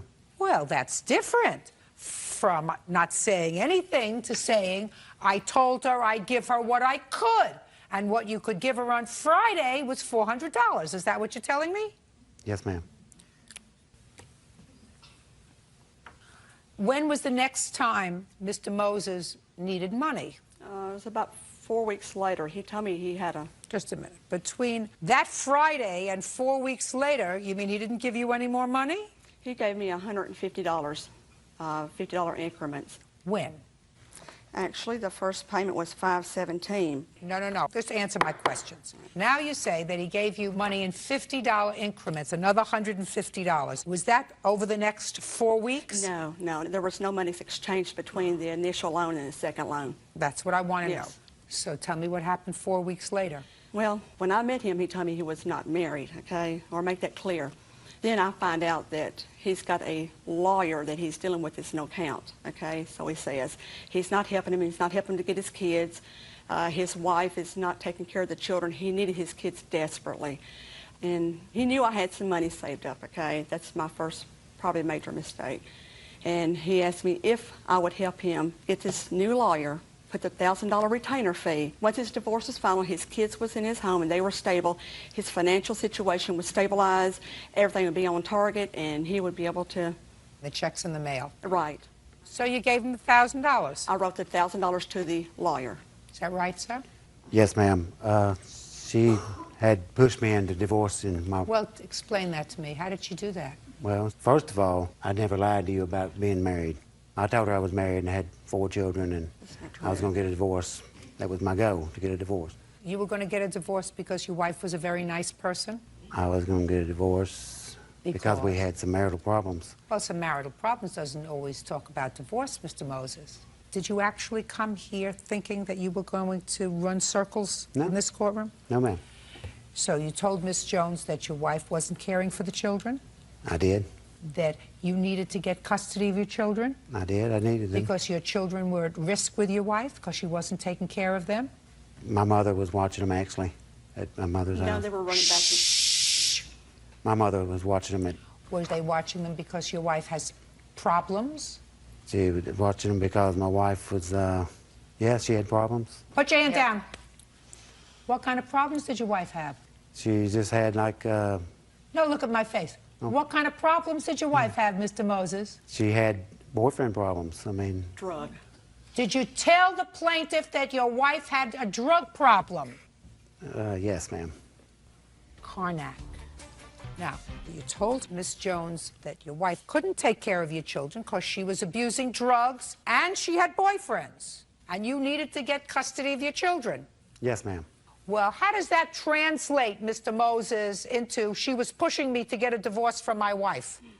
Because she kept on me and telling me that she loved me and she wanted me to get divorced from my wife, and she would help me get my children and we could live together, and she kept forcing me to get a divorce. Forcing you? I didn't want a divorce. What did you want? What did you want? I wasn't clear about what I wanted at the time. I have a feeling, how old are you? I'm 44. That is persistent state of your mind. Absolutely. Unclear. Okay. Now, you went back to your wife when, sir? Went back to my wife on, I don't know. Give me a month. July the 22nd, just when I got a phone call from the wife. 7/22. Now, when you went back to your wife, sir, did your wife enter a drug rehabilitation program? No, ma'am. Then she's still using drugs. No, ma'am. Well, if one of the reasons you were having marital difficulties, sir, is because your wife was a drug abuser, and if she didn't enter a program, then she's still using drugs, unless you were lying to the plaintiff when you told her that your wife was a drug abuser. So which one is it? Were you lying to the plaintiff, or was your wife still abusing drugs? She is not abusing drugs now. She's changed, or for whatever reason, I guess. Miraculously abusing, sir? Just marijuana and stuff. No, what kind of stuff? Marijuana and what kind of stuff? And, hydrocodone. And what? Hydrocodone. What is that? Lortabs. Lortab. What is that? He told me some type of nerve pill. It's a pain pill because she has lupus and she has a bunch of stuff wrong with her. So she's not taking those pills anymore? She's not using marijuana anymore? Is that what you're telling me? Not to my knowledge. Not to my knowledge. So how come you decided to go home, sir?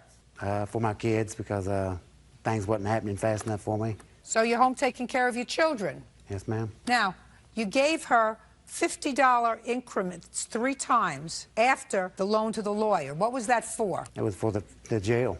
It was for the jail? Mm-hmm. For the get me out of jail. So you were just being a nice guy then? That wasn't the loan? There was never a loan. I never asked Miss Jones to get me out of jail. Yes, you did. Yes, you did. You asked her to get you out of jail because otherwise she wouldn't have known that you were in jail, sir. No, my daughter called her. How old is your daughter? 18. How did your daughter find out you were in jail? I called.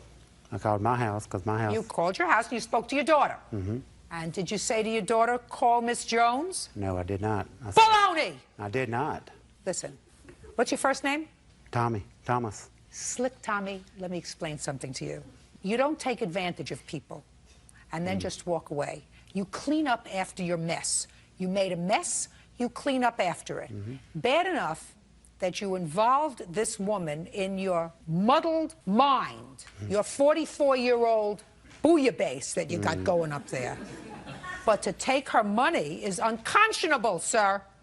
Unconscionable. You owe her $1,287. That's the remainder on the bail and the $1,000 for the lawyer that you, for some reason, decided that you didn't need because your children needed you, which is a very nice thing. You decided to go back to your wife for your children's sake. Very nice. I would suggest to you that it doesn't serve your children well if your wife is abusing drugs to live with her. And if your wife isn't abusing drugs, then you told this lady a fib. Because unless somebody gets into a program, if they are drug abusers, they don't stop. Goodbye. $1,287 is what you owe her. Tracy and Steve Thompson are suing Tracy's son, 22-year-old Terry Frost, for a loan to buy a motorcycle, bail money, and impound fees. Mr. and Mrs. Thompson, this young man is your son? Correct, my son. Your stepson? Yes, ma'am. I gather you feel he's been a little bit irresponsible. A lot, yes. You co-signed for a motorcycle for him a couple of years ago. Correct. He stopped making payments on the motorcycle. Correct. You took it into your custody. You have the motorcycle. Correct. It was going to be repoed. So you made all the payments on it so far? Correct. When the bank called in regards to being repoed, our credit would be, you know, in bad jeopardy? order. Exactly. And so I asked TJ, you know, why aren't you making payments? So then he said at tax time he'd be able to make up what I've already paid and take over payments at that time. But he didn't? Correct. Oh, so now you took a motorcycle back over a year ago? 04, correct. It's been sitting in my backyard. Okay. Who has the title to it? I actually got the title, I got it last month, and it's actually in his Great. name. Great. I have pictures of the bike, too, if you'd like to see it. I assume you... No, he actually didn't. He laid it down, and then it's like all dismantled, and apparently he blew out second gear. I don't know what all damage is to it, but... Okay. Have him sign this over to them, please. Your Honor, I really don't want the bike. Then you shouldn't have signed for him. You shouldn't have taken it back over a year ago. When you took it back over a year ago, madam, what you should have done is gotten it, sued him, and come to court immediately. You know, now what you have to do is you have to sell it, and if there is any shortfall between that and what you owe on the bike, you may be able to sue him again. But right now, you have to take the bike and you have to sell it. Now let's talk about the bail. You bailed him out, again, over a year ago. Yes.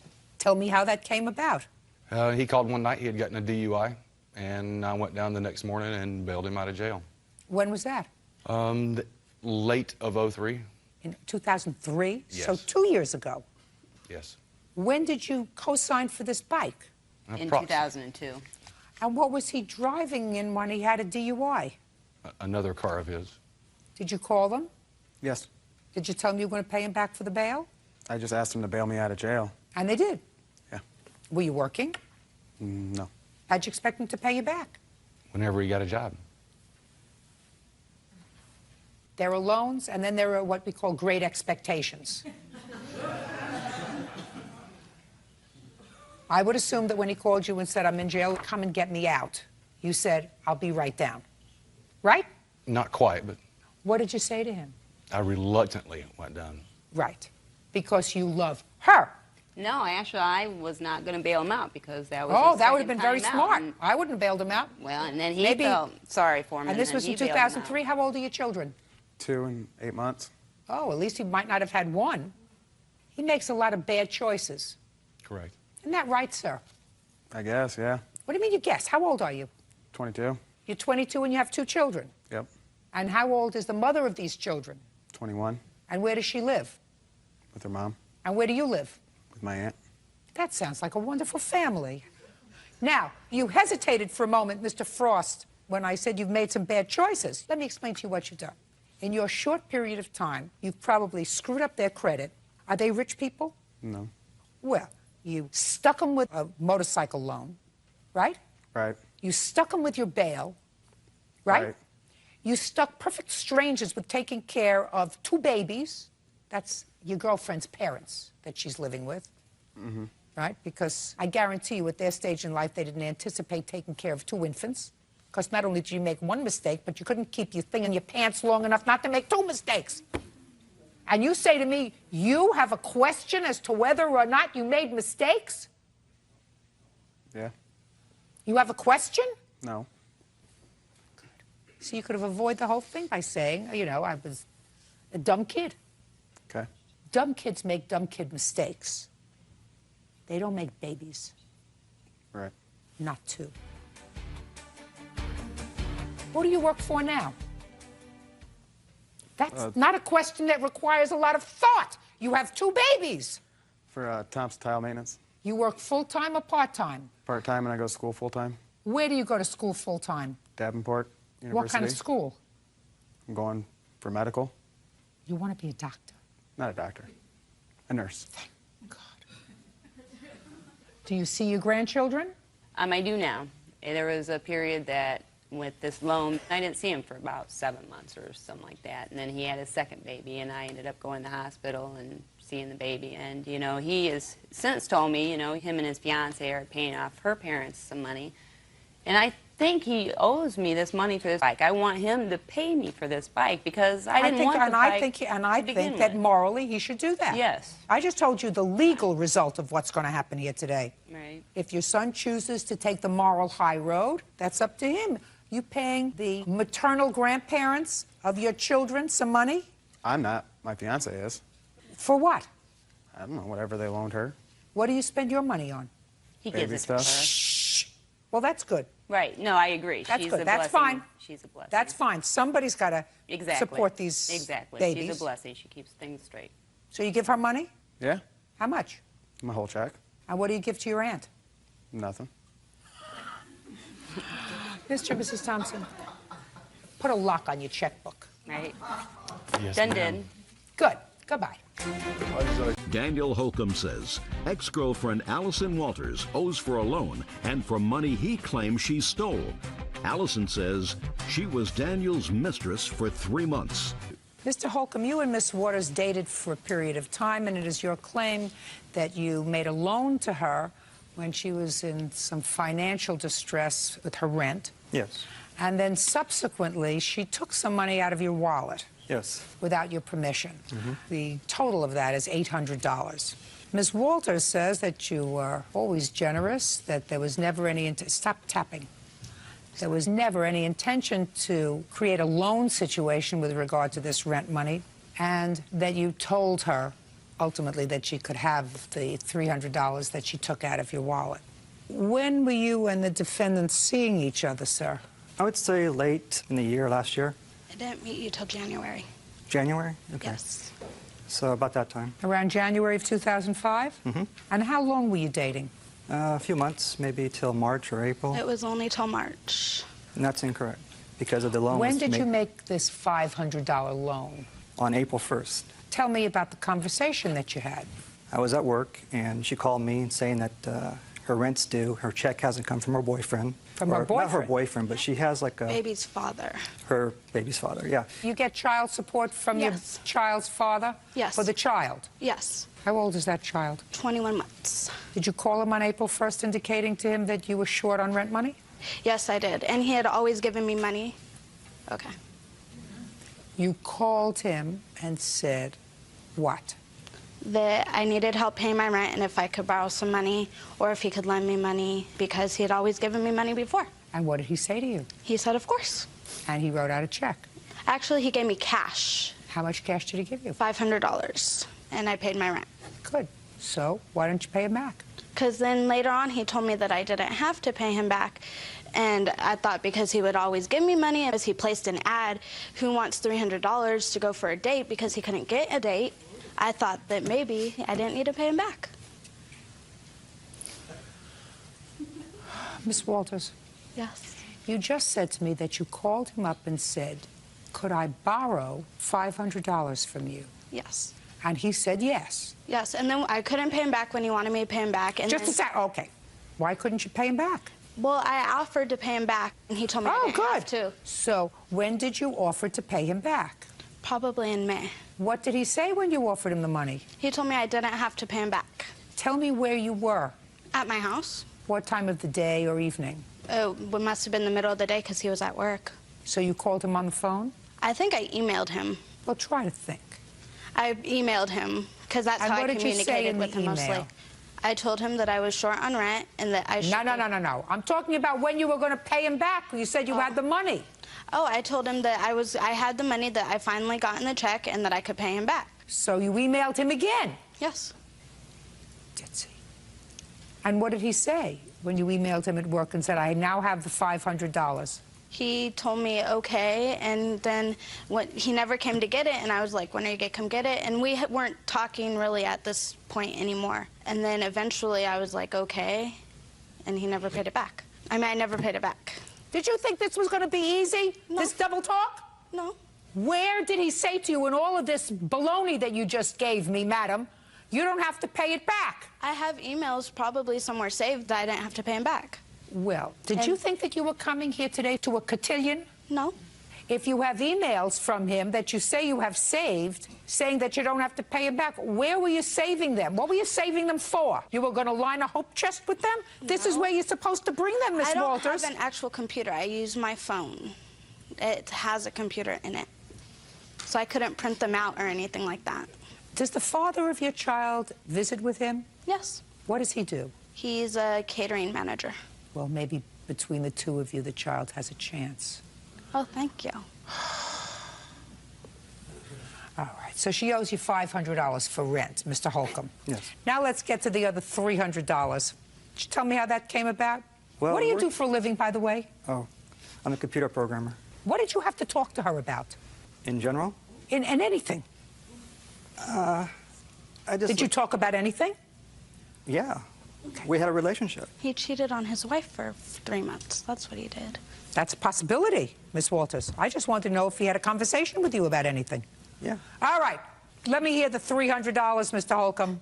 Okay, so after the rent situation, I wanted to get back the money. So I stayed friends with her, hoping to get the money back. And I told her, it's for the allowance for our household. And she understood that, and she was going to give it back to me. But I had to, walk around with kid gloves, you know what I'm saying? Because otherwise she would be, temperamental and say... Temperamental. Well, she would just kind of give me that impression. Get to the $300, sir. Okay, so we went to Black Angus, and we had dinner that night, and we had a few drinks. We went to my car. I put my wallet in the crevice right below the stereo, and then I started my car, and then she grabbed the wallet. And I grabbed it too, because her personality, right? So we're tugging, and she's pretty strong. I mean, she grabbed that wallet, pulled it to her, away from me, and she looked aside, and she saw $500. Well, she threw the wallet back at me, stuffed the $500 down her shirt, and I said, "You better give that back to me." I was arguing with her, and she was being teasing and laughing and stuff. And she also had a few drinks, so she was kind of out of it in a sense. And I was like, "Come on, that's my money." I gave her reasons, family, all that. What family, Mr. Holcomb? My wife and children? Yes. How many children do you have, sir? 4. Were you living at home at the time? Yes. Are you living at home now? Right now, I'm not at home, no. Where are you living now? Here in Burbank. Alone? No, actually with my father. That's what he told me in the first place. When did you leave home? Well, we bought a house in Montana, and we just settled in at the end of this month, last month, and I've been here for about 2 weeks now, and my wife and family are in Montana. And they intend to stay there? Mm-hmm. And you intend to stay here? I'm not sure yet. If your wife is smart, she'll stay in Montana. Yeah. All right. So she gave you back $200 of the $500 that she stuffed in her blouse? Yeah, it was a big argument, and she finally threw money at me. When you drove her home that night, where did you go? Down to her studio apartment in Van Nuys. Did you sleep over? No. No. Have you been back to her apartment since? Yes. When?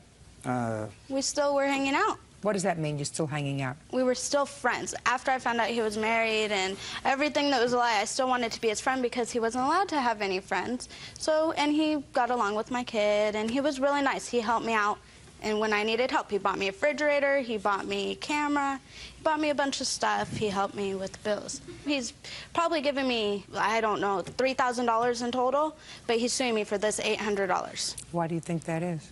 Because his wife found out. So? So she got mad.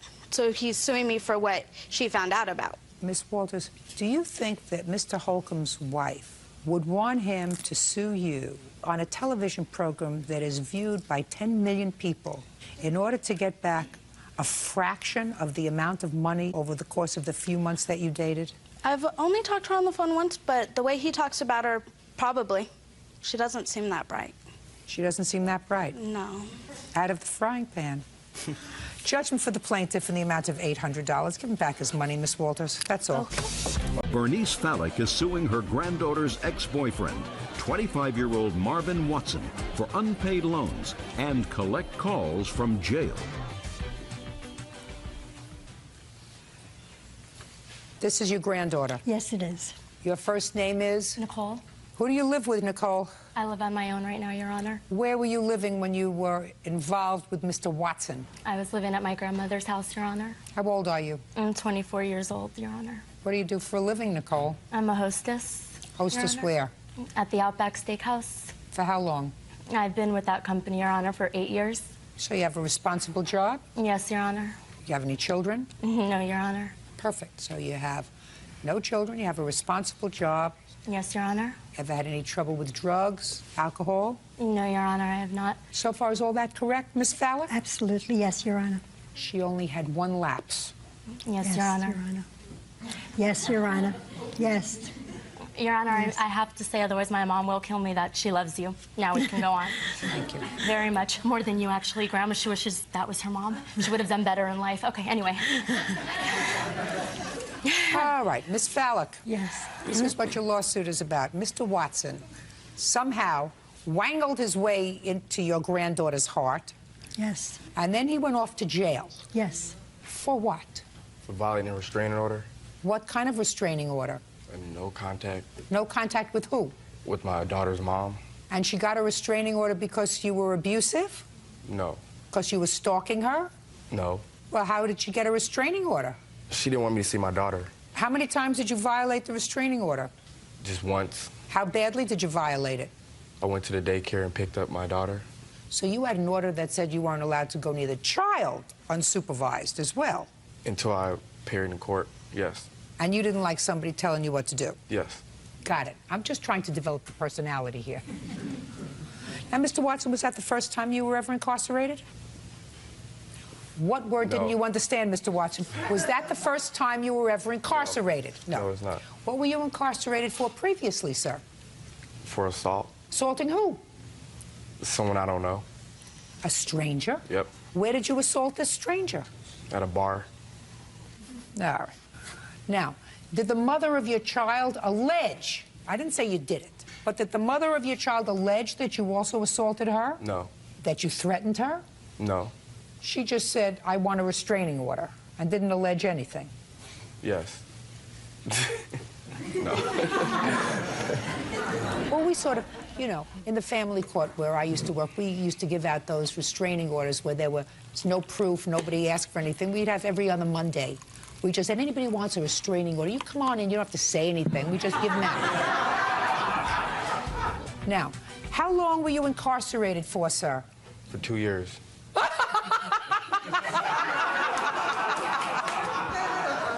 You were incarcerated for 2 years for violating a restraining order? Oh, well, the first time when I got arrested, for the restraining order, I was only in jail for 3 months. 2 years for an assault? Yeah. Must have been a pretty bad assault. And the second time you were in jail for 3 months. That must have been some violation.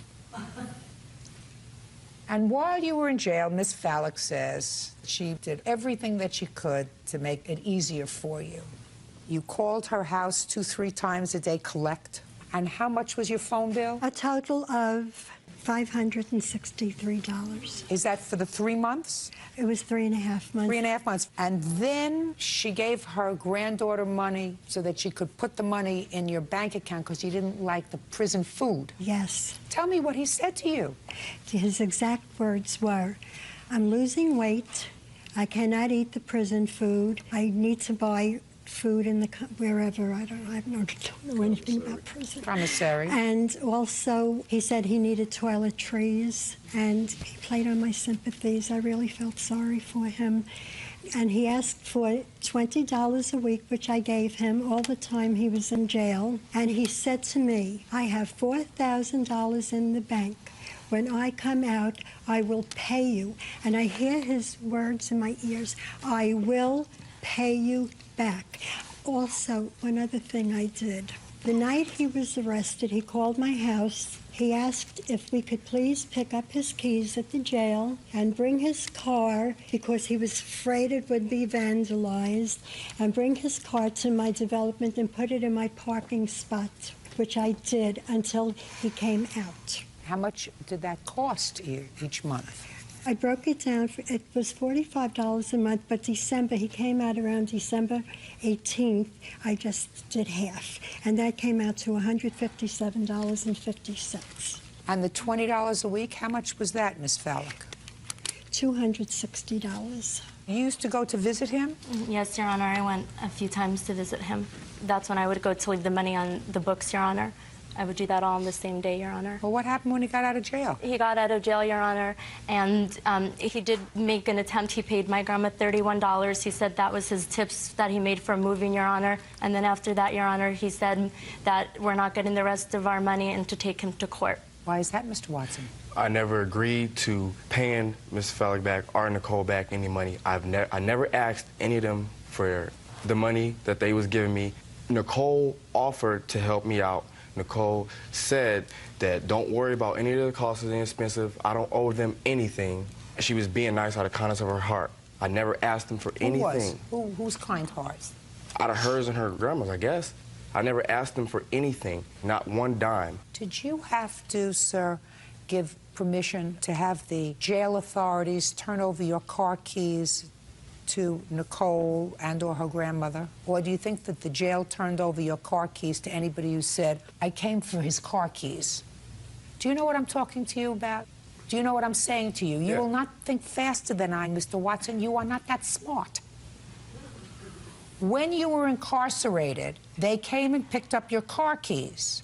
Now, do you think that the prison authorities just turn over your car keys to anybody who walks in and says, I want Watson's car keys? No. So you had to have given permission for one or both of them to come and get your car keys. Is that right? I didn't just turn over my Just car a second. keys.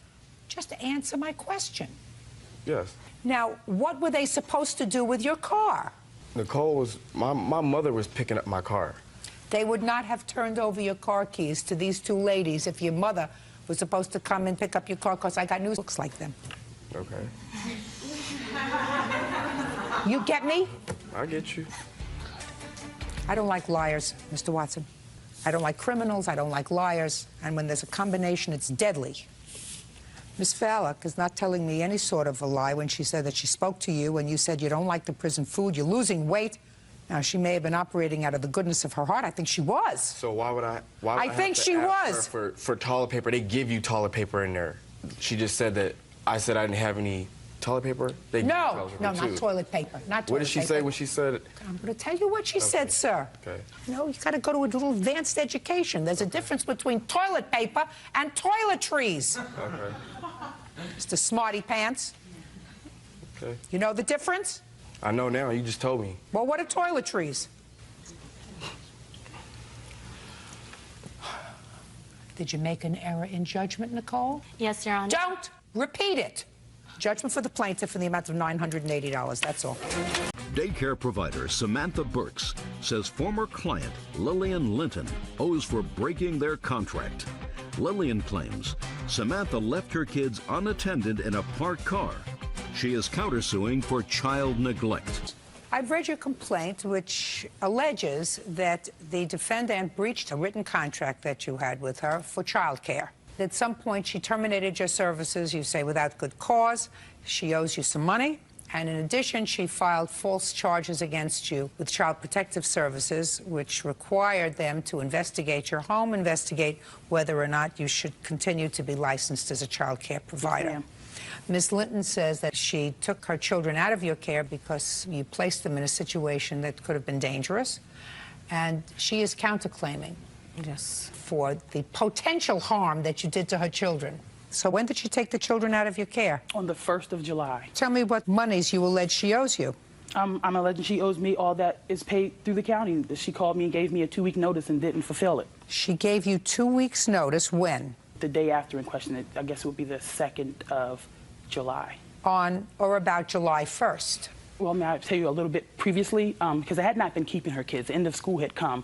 And so we started making arrangements again for me to start keeping her children again. Miss Linton leaves her children home alone. I only was keeping her youngest son.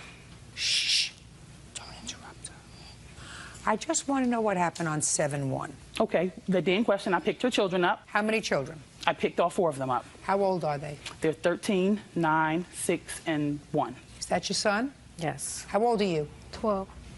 Is that the one that you said was 13? Yes, I was told he was 13. You're 12?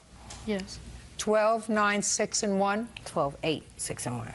Okay. Go ahead. So you picked up her children, 4 children. I picked up her children, and the day in question, I had a class I have to take. There are certain requirements through the county that you have to take classes. So I had a class.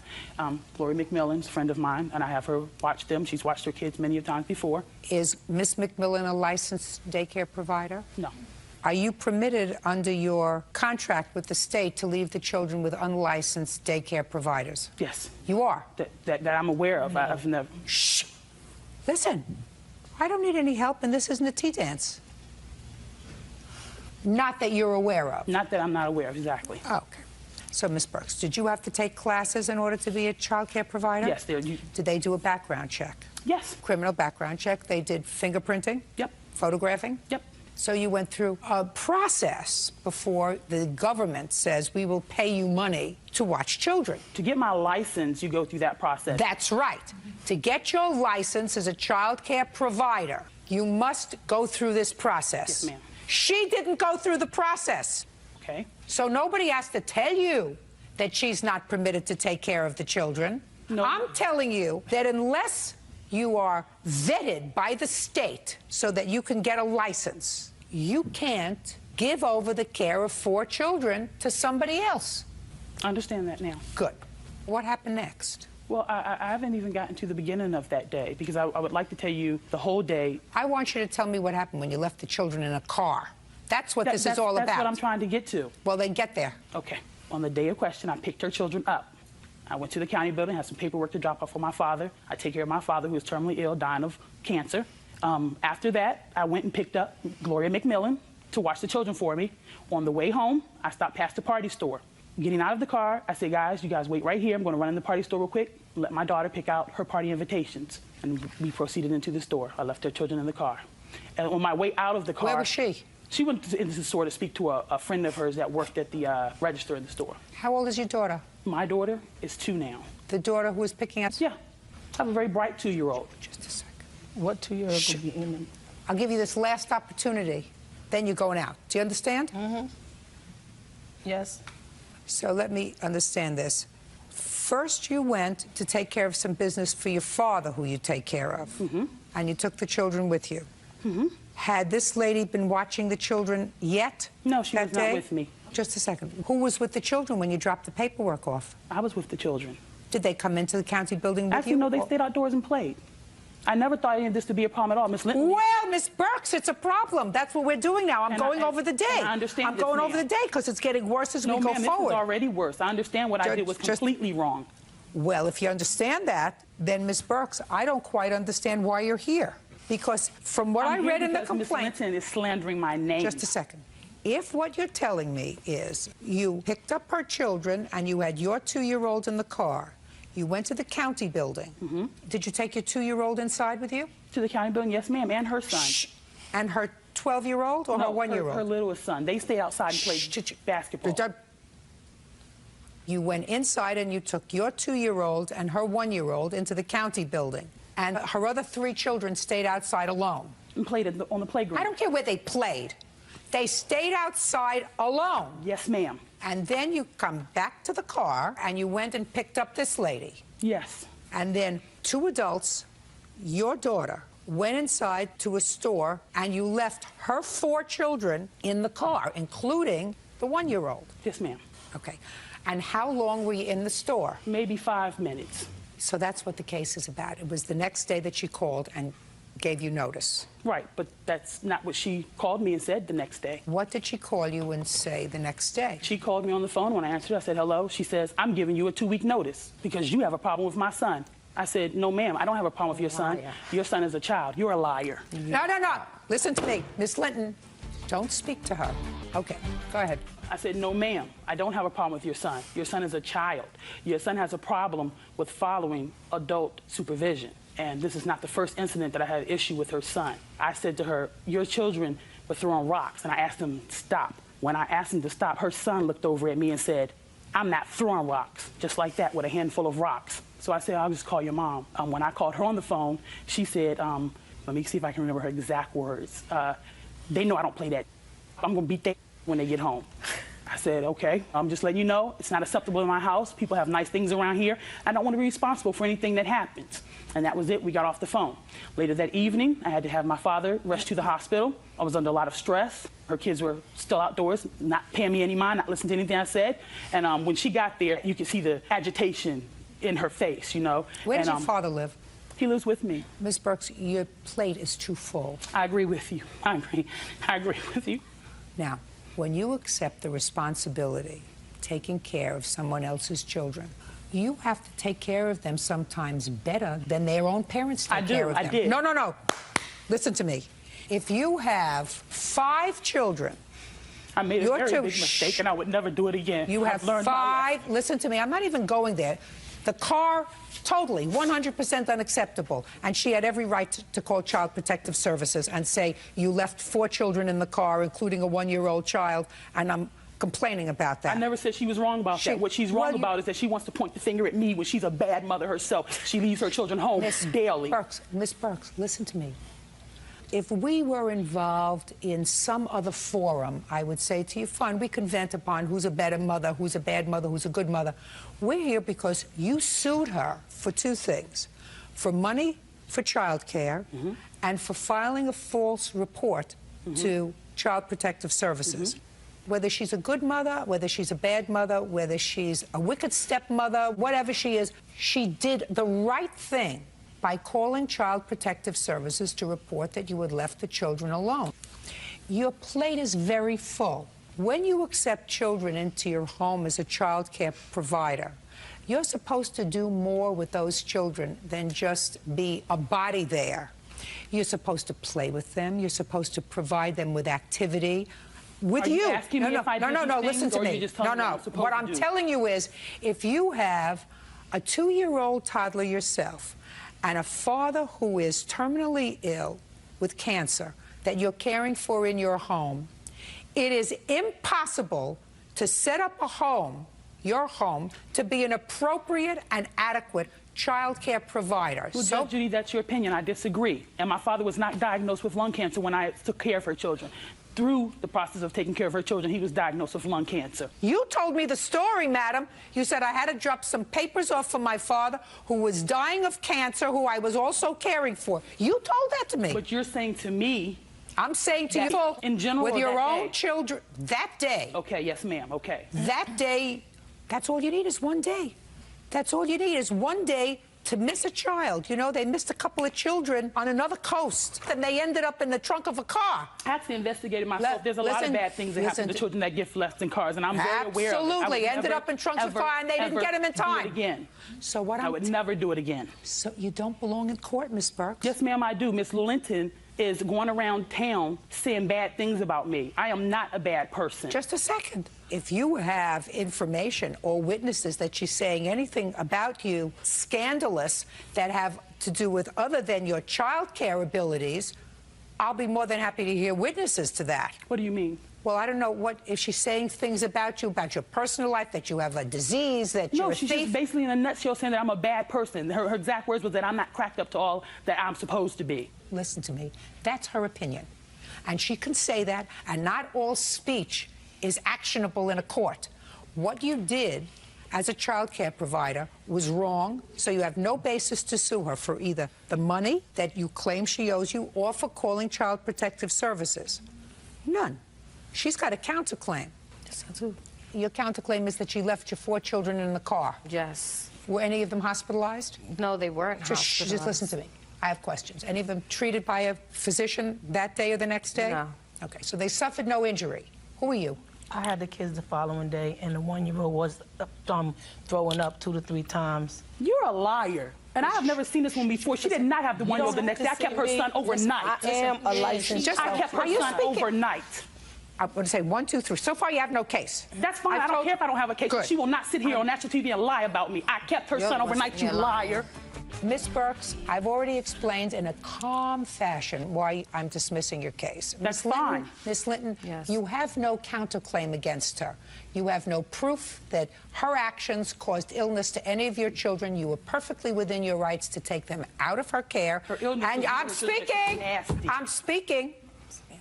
And You were perfectly within your rights to call Child Protective Services to report the neglect. Other than that, you have no claim against her because her actions, while they placed your children in potential harm's way, did not cause any injury to your children. Your counterclaim's dismissed. She puts That's her all. children in Step out. harm's way every day You're a when she liar. goes home alone. Liar. Parties are accused. You may step out. That's it. David Boudreau says ex-girlfriend Valerie Kassler owes for rent and for stealing money from a shared bank account. Valerie says she was entitled to that money. Mr. Boudreau, you and Ms. Kassler were involved in a relationship, according to what I read in your complaint, for a period of time, and did in fact live together. Yes, Your Honor. I believe she moved in with you, Yes. and you have children? Yes, I do. How many children? I have a total of 4, and I have 2 that live with me. So you moved in with Mr. Boudreau with your 2 children? Actually, we got the place together. He was living at the time with his parents. Did you sign a lease together? I was the main person on the lease. Then the answer is only you signed the lease. All our information was on there. For Who insurance. signed the lease? Raise your hand. Both of us did. Great. As joint tenants? Yes. Now, it is your complaint, Mr. Boudreau, that after the 2 of you separated, Ms. Kassler went to a joint bank account and she withdrew some money. That's $1,600. Yes. And she had not put that money into the account. That was your money, because Correct. this was sometime after you had separated that she closed the account. Ms. Kassler has a variety of reasons why she believes she was entitled to that money, and she's going to explain that to me. When did you move into this apartment together? November 22nd of 2003. And when did you move out of the apartment? May 14th, 2005. So you lived together for some period of time. Yes, ma'am. And your arrangement was, according to what I read, that each of you would put in $800 a month to cover your household expenses. Correct. Correct. When was the last time you put money in that account, Ms. Kassler? April 3rd. April of 2005. 2005. I apologize. At that time, you were still living there, so that $800 covered May rent. Actually, that was for April's rent and bills. Is that right? Yes. What was the rent? $1,100. And you had gas, electric, cable, Correct. whatever. So I would assume that at the end of each month, there wasn't much left over from this $800 a month. That $800 a month just pretty much covered the bills Some for months, each month. yes. Okay, good. Now, when did you withdraw this money, Ms. Kassler, from the account? When I took it all out, it was in June. Now, Ms. Kassler, you knew that in June of 2005, it had been 2 months since you put any money into the account. And if there was money in the account, it was money that Mr. Boudreau had put in the account. Is that right? Correct. So now the ball is in your court, madam, to explain to me why you believe you're entitled to that money. There were various months, which I have all written out here, that I put in over the $800 to cover the bills, and some months I put in extra to cover the rent because Mr. Boudreau was not working. And Mr. Boudreau also stated that when we moved with him to North Carolina, that if we were not happy, he would pay to move us back to North Carolina. I ended up having to pay to move myself back here. My son was a witness to a lot of these conversations, that's why he is here. But I ended up putting over $2,270 extra in that account to cover bills. How much extra did Mr. Boudreau put in the account some months? None. What you're saying to me, twofold. What you're saying to me is twofold. That the reason you took that money out, stop playing with your papers, Mr. Boudreau. The reason you took that money out of the account is twofold. A, because you thought you put in more than your fair share during the course of the year and a half that you were living together. That's one. And two, if I don't buy that argument, you had to spend money to move you and your family back home, despite the fact that Mr. Boudreau had said that if things didn't work out, he would pay for your moving. Yes. Is there any other reason that you want to offer me why you closed that account and took out Because the I money? wanted my name off of that account. Okay. Is that the primary reason why you went to the bank? I sent them a letter to close the account. You have a copy of that letter? Yes, I do. Let me see the copy of the letter, please. Right here. And then here's a copy of the email with the bank. All right, so the first thing that you did was... I sent him when an you email. separated... Whoops. Okay. At least initially, I get the sense, Ms. Kassler, that what you intended was just to have your name taken off the account. And if that meant that the account had to be closed and reopened in his individual name, that's what you wanted. Yes. And then you ask the question, well, what happens to the funds that are in the bank? Because the bank says, it can't just take your name off, the account has to be closed. And you say, well, then I want the account closed. And they say, well, okay, you know, we'll send you the paperwork and you close the account, because you can do that. And then they say, well, what do you want to do with the funds in the account? And you say, well, how are those funds going to be dispersed? And they say, they send you a check, because you're the one closing the account, and you put it in your bank. Right? Mm-hmm. Mm-hmm. Mm-hmm. I tried contacting him, and he would not answer the phone. Or What did you try contacting him for, just Ms. to Kessler? get my name off of there. And All then right, he so- sent me threatening emails, and I said, because I was going to let the money, extra money that I put into the account go, just to sever contacts with him. He sent me a threatening email, and I said, Did that's he? it. Can I see it? How See many what do you happens want? when you're not nice, Mr. Boudreaux? I do. You see what happens when you're nasty? You could have eliminated this whole thing if you weren't nasty. What'd you get nasty for? Because those emails I sent, most of them were replies back to hers she sent to me.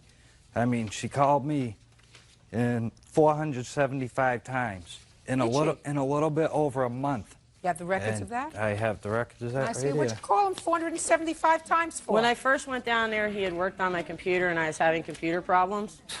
And some of those, 475 times? and if you notice, some of those calls were made to the cell phone first, and because he did not answer the cell phone, I called the house phone. 475 times? Well, I have emails here to bet that Miss say, Kessler, why won't you answer the phone? Miss Kessler, 475 that's what it times. says. That's harassing. All right, think about when he says nasty things to you. I mean, before that, he had threatened my life. This is disgusting, sir. I don't care what she said to you. I don't care if she called you 475. This is disgusting. And I have a lot more with those words in him. He would say that to me in front of my children. How long did he say that in front of your children before you moved out? That's why I got out of there. But he said it, listen to me, the first time, not the second time. The first time he used this language in front Too of my long. children. Too long. In front of my children. Too You're a long. tough girl. I mean, I read what you did. Too long. I read what you did. You're a pretty tough girl. I should have got out longer than I did. Absolutely right. One time, use this kind of language in front of my children, and I'd be gone. If you let him abuse your children that way, that's your problem. They're not his children. You know why you're here, Mr. Boudreaux? Yes, Your Honor. You're here because you have a big, fresh mouth. A big, fresh, nasty mouth. I mean, I never saw somebody string these expletives together in sentences like this. Don't you have any other way of expressing yourself, sir? Don't you have any other way of, in a civilized manner, expressing yourself? I tried every way. No. I tried every way. You and think that saying it this, Mr. Boudreaux, you think that using this kind of language is going to get her to stop calling you? You think that this kind of language in a letter is supposed to inspire her to do things in a reasonable way? I mean, 475 phone calls. What did she want emails, from messages. Mr. Boudreaux, what did she want from you, sir? No, I have no idea. What did you want I from have him? no idea. Shh, Miss Kessler. Right now, my kids want their dog. Shh. Forget the dog. Just go, forget it. Go buy him a new dog. I didn't want I'm anything asking from you, him. I want him to leave so me what, alone. So what were you And- calling? Shh. Listen to me. What were you calling him for? Don't think. What were you calling him for? At first, to get my computer straightened out, because he's the one that formatted it. And there were programs on there that I didn't understand how they worked, and he knew how they worked, and I was trying to get him to help me with them. At first. Mm-hmm. After you didn't return your calls because he didn't want to talk to you. At first, then there has to be a second. What was the second reason that you called him? Stupidity. Right. And then you took his money. Judgment for the plaintiff in the amount of $1,600. That's all. Parties X. Teresa Knighton is suing her former stepmother's husband, Dwayne Werner, for the return of her '94 Pontiac Grand Prix and her personal property. Ms. Knighton, according to what I read in your complaint, you've known the defendant from some convoluted family relationship for several years. You were the owner of a truck. He was the owner of a car. According to you, He wanted a truck, you wanted a car, and your cars and trucks were comparably valued. So you decided to switch. And before any paperwork could be done, your truck was stolen and burned to a crisp. So Mr. Werner came back and took his car.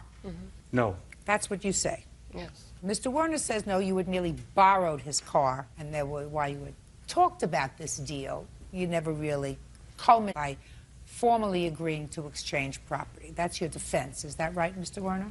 Yes, ma'am. What year truck did you have? 90. I'd like you to keep your voice up because I'm old, and I would like to be able to hear you without straining myself. It was a 1990. What kind of a truck was it? A Toyota 4Runner.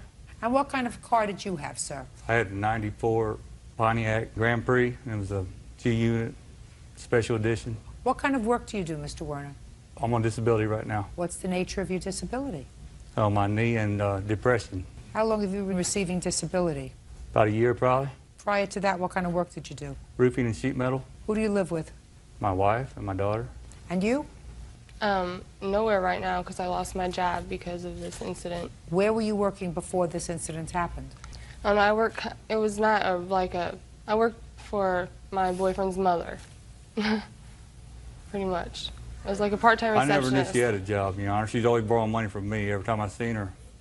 Okay, now, so that's this case, Ms. Knighton. So why don't you tell me about it? When did you make this exchange? Actually, we were talking about it before he had went on a trip, and we were talking... Where did he go on a trip? He went to Oregon. For what? I don't really know. Where'd you go to Oregon for? I had to go see one of my friend's sons off. He was going on a trip. How'd you get there? Airplane. Go ahead. And we were talking, and I wanted to sell my vehicle. And he was talking how he wanted a truck, and I wanted a car. So he eventually was like, you know, we can just trade vehicles because... Just a second. When did you have this discussion? Probably about 2 weeks before the incident happened. I don't know the exact date. Don't interrupt her. I'm going to give you a chance. Tell me about the exchange. We just pretty much just... Did you go to his house? Did he go to your house? Well, I went to his house, frankly, because of my little brother and sister that lived there, and, you know, I'd helped them clean their house, and therefore we talked about it. I asked you how your truck got to his house. I drove it. And did you give him the keys? Yes, we exchanged keys and... When you left, did you leave your truck there? Yes. Where did you leave it parked? Just in his driveway. Then what happened? Pretty much nothing for a couple days, and then I was notified by the police that my car was found down in R7 where... You mean your truck? Yeah, my truck. I'm sorry, I call it a car sometimes. But it was found, and it was burnt, and therefore I got a hold of him, and we called, you know, to try to see if he knew what happened. You know, he said he didn't know what happened. I went and picked him up in the car that I had that was, you know, that we traded, and we called the police station, and we asked if we need to make a report, and they said no. I mean, that was weird, but they said no. And 3 days later, his wife came over to the place I was staying and stole the vehicle back from me. How do you know it was his wife? Because I saw her. And what did you do, just come over and... She just got in the car. I heard somebody pulling out the driveway, and I opened the door because I was getting ready to go somewhere, and she was taking off in it. And then I had called him, and I said, you know, it's okay, you can have the car. I just want my personal property back out of the vehicle. And he was like, you know, you'll get it back, and I never got it back. Well, what personal property did you want out of the car? Well, I had pictures of my deceased mom in there. I had clothes and... Where's her stuff? I never even talked to her. He gave it she to left this a message on my cell phone about her stuff, and she said, I called the police and told them all about this operation you have down there and all this stuff. What operation? I don't know. All I know is if I've had more police trouble since then, this whole thing has been nothing but trouble for me, man. Tell me about when her truck was left in your driveway and she took your Pontiac. Well, she was talking to me when she called me in Portland and told me that she wanted to trade. She said she'd give me $200 a month forever, how long I wanted and all that, which is unrealistic because, like I said, I had to loan her money every time I seen her anyway. So, what did you say to her? I told her I'd talk to her about it for a while. I guess the police came to my house. What do you mean she took it around and drove it around? You guess? I guess she drove it around. I mean, well, she took the car. I don't know what she did with it. How did she get the keys to the car? I don't remember. I mean, it might have been in or I might have given to her. I don't know. Listen, she had the car for at least several days. Yes. Didn't you miss it? Yes, I did. Did you call the police? No, I knew she had the car. Well, how did you know she had the car? Because she took it. Well, then she must have taken it with your permission. Yes. There we go. That's what I'm asking you. Tell me about that. She took the car, and the police came to my house, and they searched everything, and they found drugs in her car, they said. You're getting ahead of yourself, Mr. Werner. Okay. How many vehicles do you have, sir? Right now, about 3, probably. How many working vehicles did you have on the day that she came and took your Pontiac? Couple. Don't answer me in a glib way. 2. What were they? Red Thunderbird and a white Grand Prix. Red Thunderbird? Yes. Who drove that? My wife. And a white? Grand Prix. Who drove that car? I did. So this Pontiac was an extra car? Well, it was my car. Well, now you have 2 cars. You have no job and 2 cars. What do you need 2 cars for if you're on disability? You can't get around much with a bad knee. All right, very easy. I find that the parties agreed to make a sale, that they agreed to make a barter sale, and that barter was they were going to barter for each other's cars. There was no exchange of money. The issue is whether or not there was a contract. And the contract was made at the time, I believe you, that he agreed to take your truck because he didn't have a truck, and he wanted a truck because he already had a car, and you wanted a car because you were tired of driving around. I'm speaking. Tired of driving around in your truck, you wanted a car. That contract was consummated when you actually made the physical exchange of the property, despite the fact that the title had not been transferred to either of the vehicles. So we have a Blue Book value on a 1994 Pontiac, please. Your Honor, that's not a truck, what she has anyway. It's more like a big station wagon. What difference does it make? It's burned. It's an SUV. What do you think? What condition? Perfect. You want to take his word for it? I take his word for it. He says it was in perfect condition. Has here $4,225. Well, that's what he says. Plaintiff's damages, you're suing for $3,000. That's the maximum permitted in your court. Is that correct? Judgment for the plaintiff in the amount of $3,000. That's all. চিনি খান না বোধহয় গত 15-16 বছর ধরে চায় এবং আপনার বাসায় নাকি চা খাওয়ার জন্য অনুমতি চাইতে হতো না আমাদের বাসায় আমার মা আসলে খুব কড়াভাবে আমাদেরকে মানুষ করেছে সবাইকে হ্যাঁ সালোয়ার কামিজ পরা আর চা খাওয়া এই দুটো জিনিস কিন্তু আমার মায়ের কাছে মনে হতো খুব পাকামো তো আমরা কিরকম বাড়িতে বৃষ্টি মনে করো বৃষ্টি পড়ছে তখন আমরা আমরা তো 2 বোন খুব বন্ধু ছিলাম আমি আর মিতি মার কাছে তখন পারমিশন নিত আম্মু ঠান্ডা ঠান্ডা লাগছে তো একটু সালোয়ার কামিজ পরি হ্যাঁ কারণ আমরা ফ্রক পরতাম হ্যাঁ অনেক বড় পর্যন্ত আচ্ছা ঠিক আছে আজকে বৃষ্টি পড়ছে তাহলে সালোয়ার কামিজ পরতে পারো আর একটু তো ঠান্ডা পড়েছে একটু চা খাই এই পাকনামি আমার মার কাছে মনে হতো এগুলো পাকনামি করা চা দাও মাথা ধরেছে এরকম কোনো গল্প আমাদের বাড়িতে কোনোদিন করতেই পারিনি আমরা হ্যাঁ আমরা কিন্তু আসলে অনেক বড় হয়েছি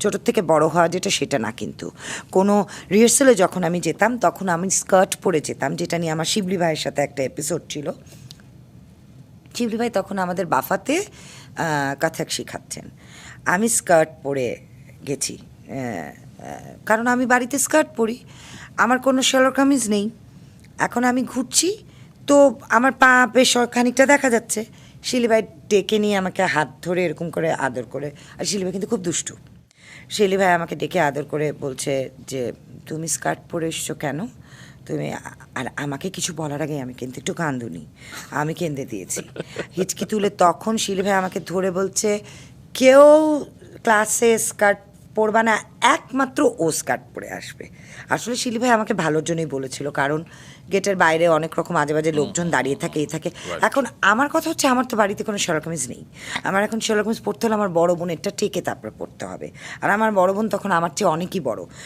বড় শরীরেও বড় সে বরাবরই একটু মোটাসোটা তখন গিয়ে বাড়িতে গিয়ে কেঁদে কেটে মাকে বললাম যে আমাদেরকে সালোয়ার কামিজ বানিয়ে দিতে হবে এবং শুরু করলাম যে না এখন আমার নিজের সালোয়ার কামিজ থাকতে হবে যেটা পরে আমি নাচের ক্লাসে কত বছরের সালোয়ার কামিজ পাওয়ার অনুমতি 9-10-এ পড়ি তখন এবং হয় ফ্রক ড্রেস আর না হলে শাড়ি তো আমি আসলে বড় হয়েছি অনেক পরে আর আমি রোগা টোগা ছিলাম তো মনে করো আমি বাফায় যাওয়ার পরে বুঝতে পেরেছি যে শার্লক হোমস পড়তে হবে, আমি বড় হয়েছি, নাহলে বাড়িতে তো আমি ছোটই শর্টস পরে ঘুরে বেড়াই। তার মানে আমরা বলতে পারি সাদিয়া ইসলাম মৌয়ের রূপের রহস্য হচ্ছে চিনি না খাওয়া।